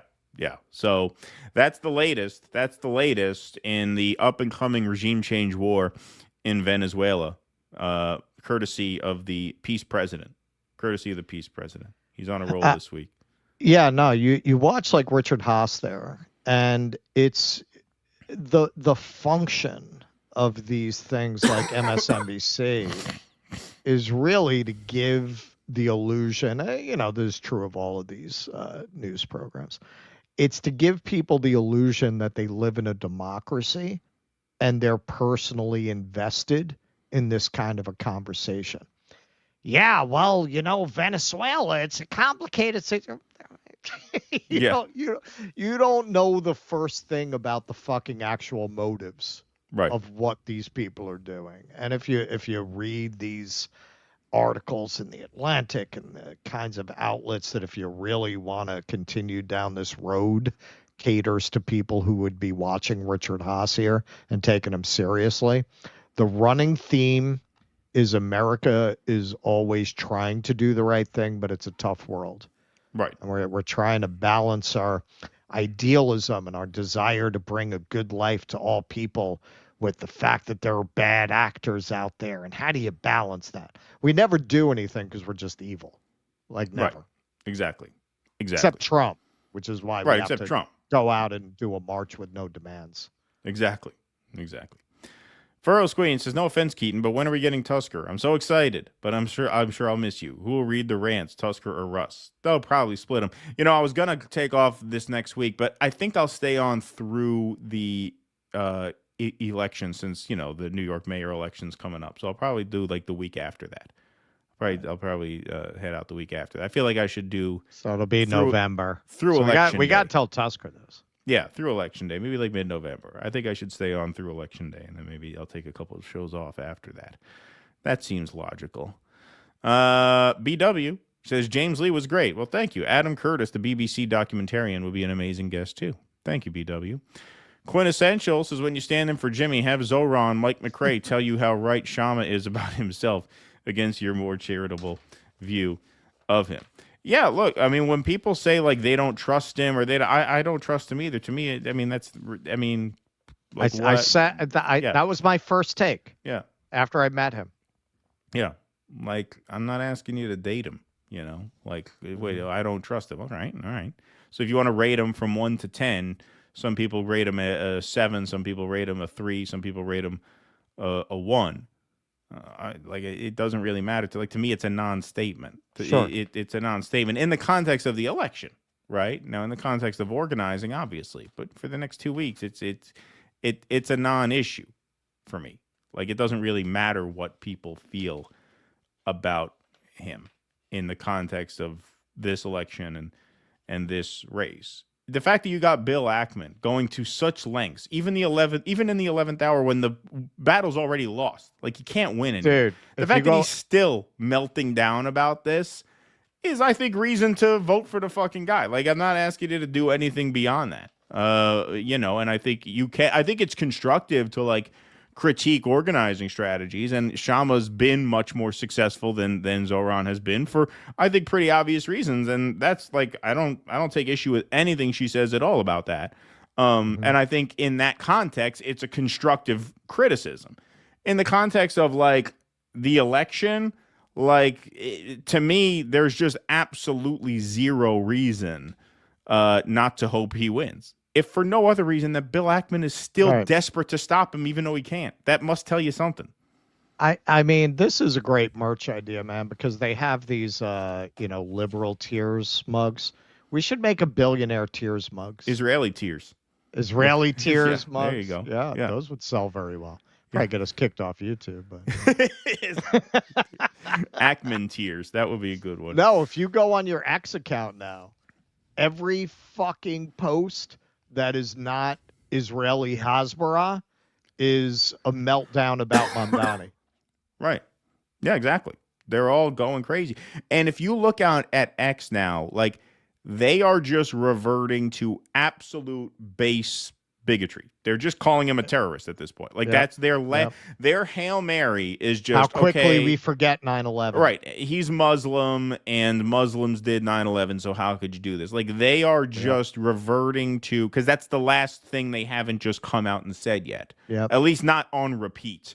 Right. Yeah. They tried the whole, well, there's no such thing as a free bus ticket. Somebody's got to pay. Like they've tried all that. Socialism's never worked. They've tried all that. Now they're just like, okay, you know what? The guy's brown. He has a beard. Let's just run with that. And like, it's really pathetic to see how they have just debased themselves and just completely imploded, and how they're not letting it go. Like they're just not letting it go. Like they are really terrified of this guy winning, which to me is a great reason to hope he wins. That's all.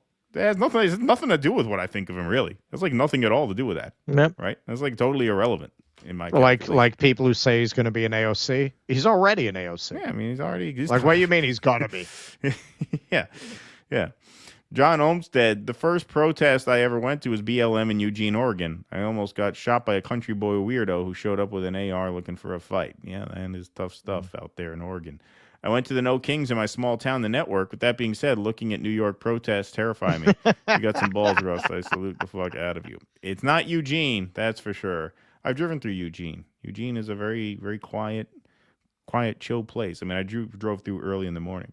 Great to hear Russ use the E word, evil indeed. Thank you, Charles Grassi. Appreciate that very much. All right, I'm going to do this ad read last because we are going to be playing a tune from our sponsor, John Coa's album, which I'm kind of excited about because Not Dark Yet is off the Bob Dylan album Time Out of Mind, which was like his big comeback album. I mean, Oh Mercy was good. That was the early 90s album that was kind of, broke the streak of bad 80s albums. But then Time Out of Mind was produced by the great Daniel Lanois, and that was really a comeback for him. And this is one of the best songs off of that album, which is covered by John Coa. So go check out A to Z by John Coa. There's a lot of cool covers on here, a lot of really fun originals too, just a little off the rails, which we've played for you guys in the past. You also got Peter Gabriel's Mercy Street, The Obvious Child by Paul Simon. You got Zimbabwe by Bob Marley, Excuse Me, Mister by Ben Harper, Gimme Shelter by the Rolling Stones, the Leonard Cohen classic, obviously Hallelujah, and many, many others. So you can find this at newdissidents.com/Coa. That is the link to all of his socials. And we will, of course, be playing the cover of Not Dark Yet in its entirety on the intermission. So, folks, if you would like to join us for the Q&A, go to newdissidents.com/Rumble. That is where we will all be headed. You all are willing to come and hang out and watch and chat along.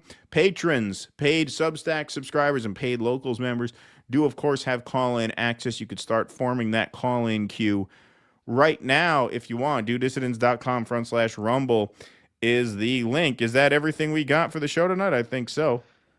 I think that is a show, man. All righty. Well, if you're not sticking around for the Q&A, we will see you back here Tuesday afternoon at 2 p.m. Eastern. Until then, thanks to the mods for keeping the peace in the chat. Thanks to the YouTubers, to the Rumblers, to Jake in the booth, and to our special guest, James Lee. Great episode tonight. Great to hang out with you all. It was awesome. I knew that was going to be a fun guest. Yeah, he was great. That was a great guest. I knew this would be a great episode, and so I think all went very well. Thank you all for joining us for it. Thanks for staying up with us on this Sunday night. Everybody hanging out on Rumble. We'll see you in 5 minutes. Everybody else, we'll see you Tuesday, 2 p.m. Eastern. Until then, thanks again. Be safe and be well. Courage! Please clap.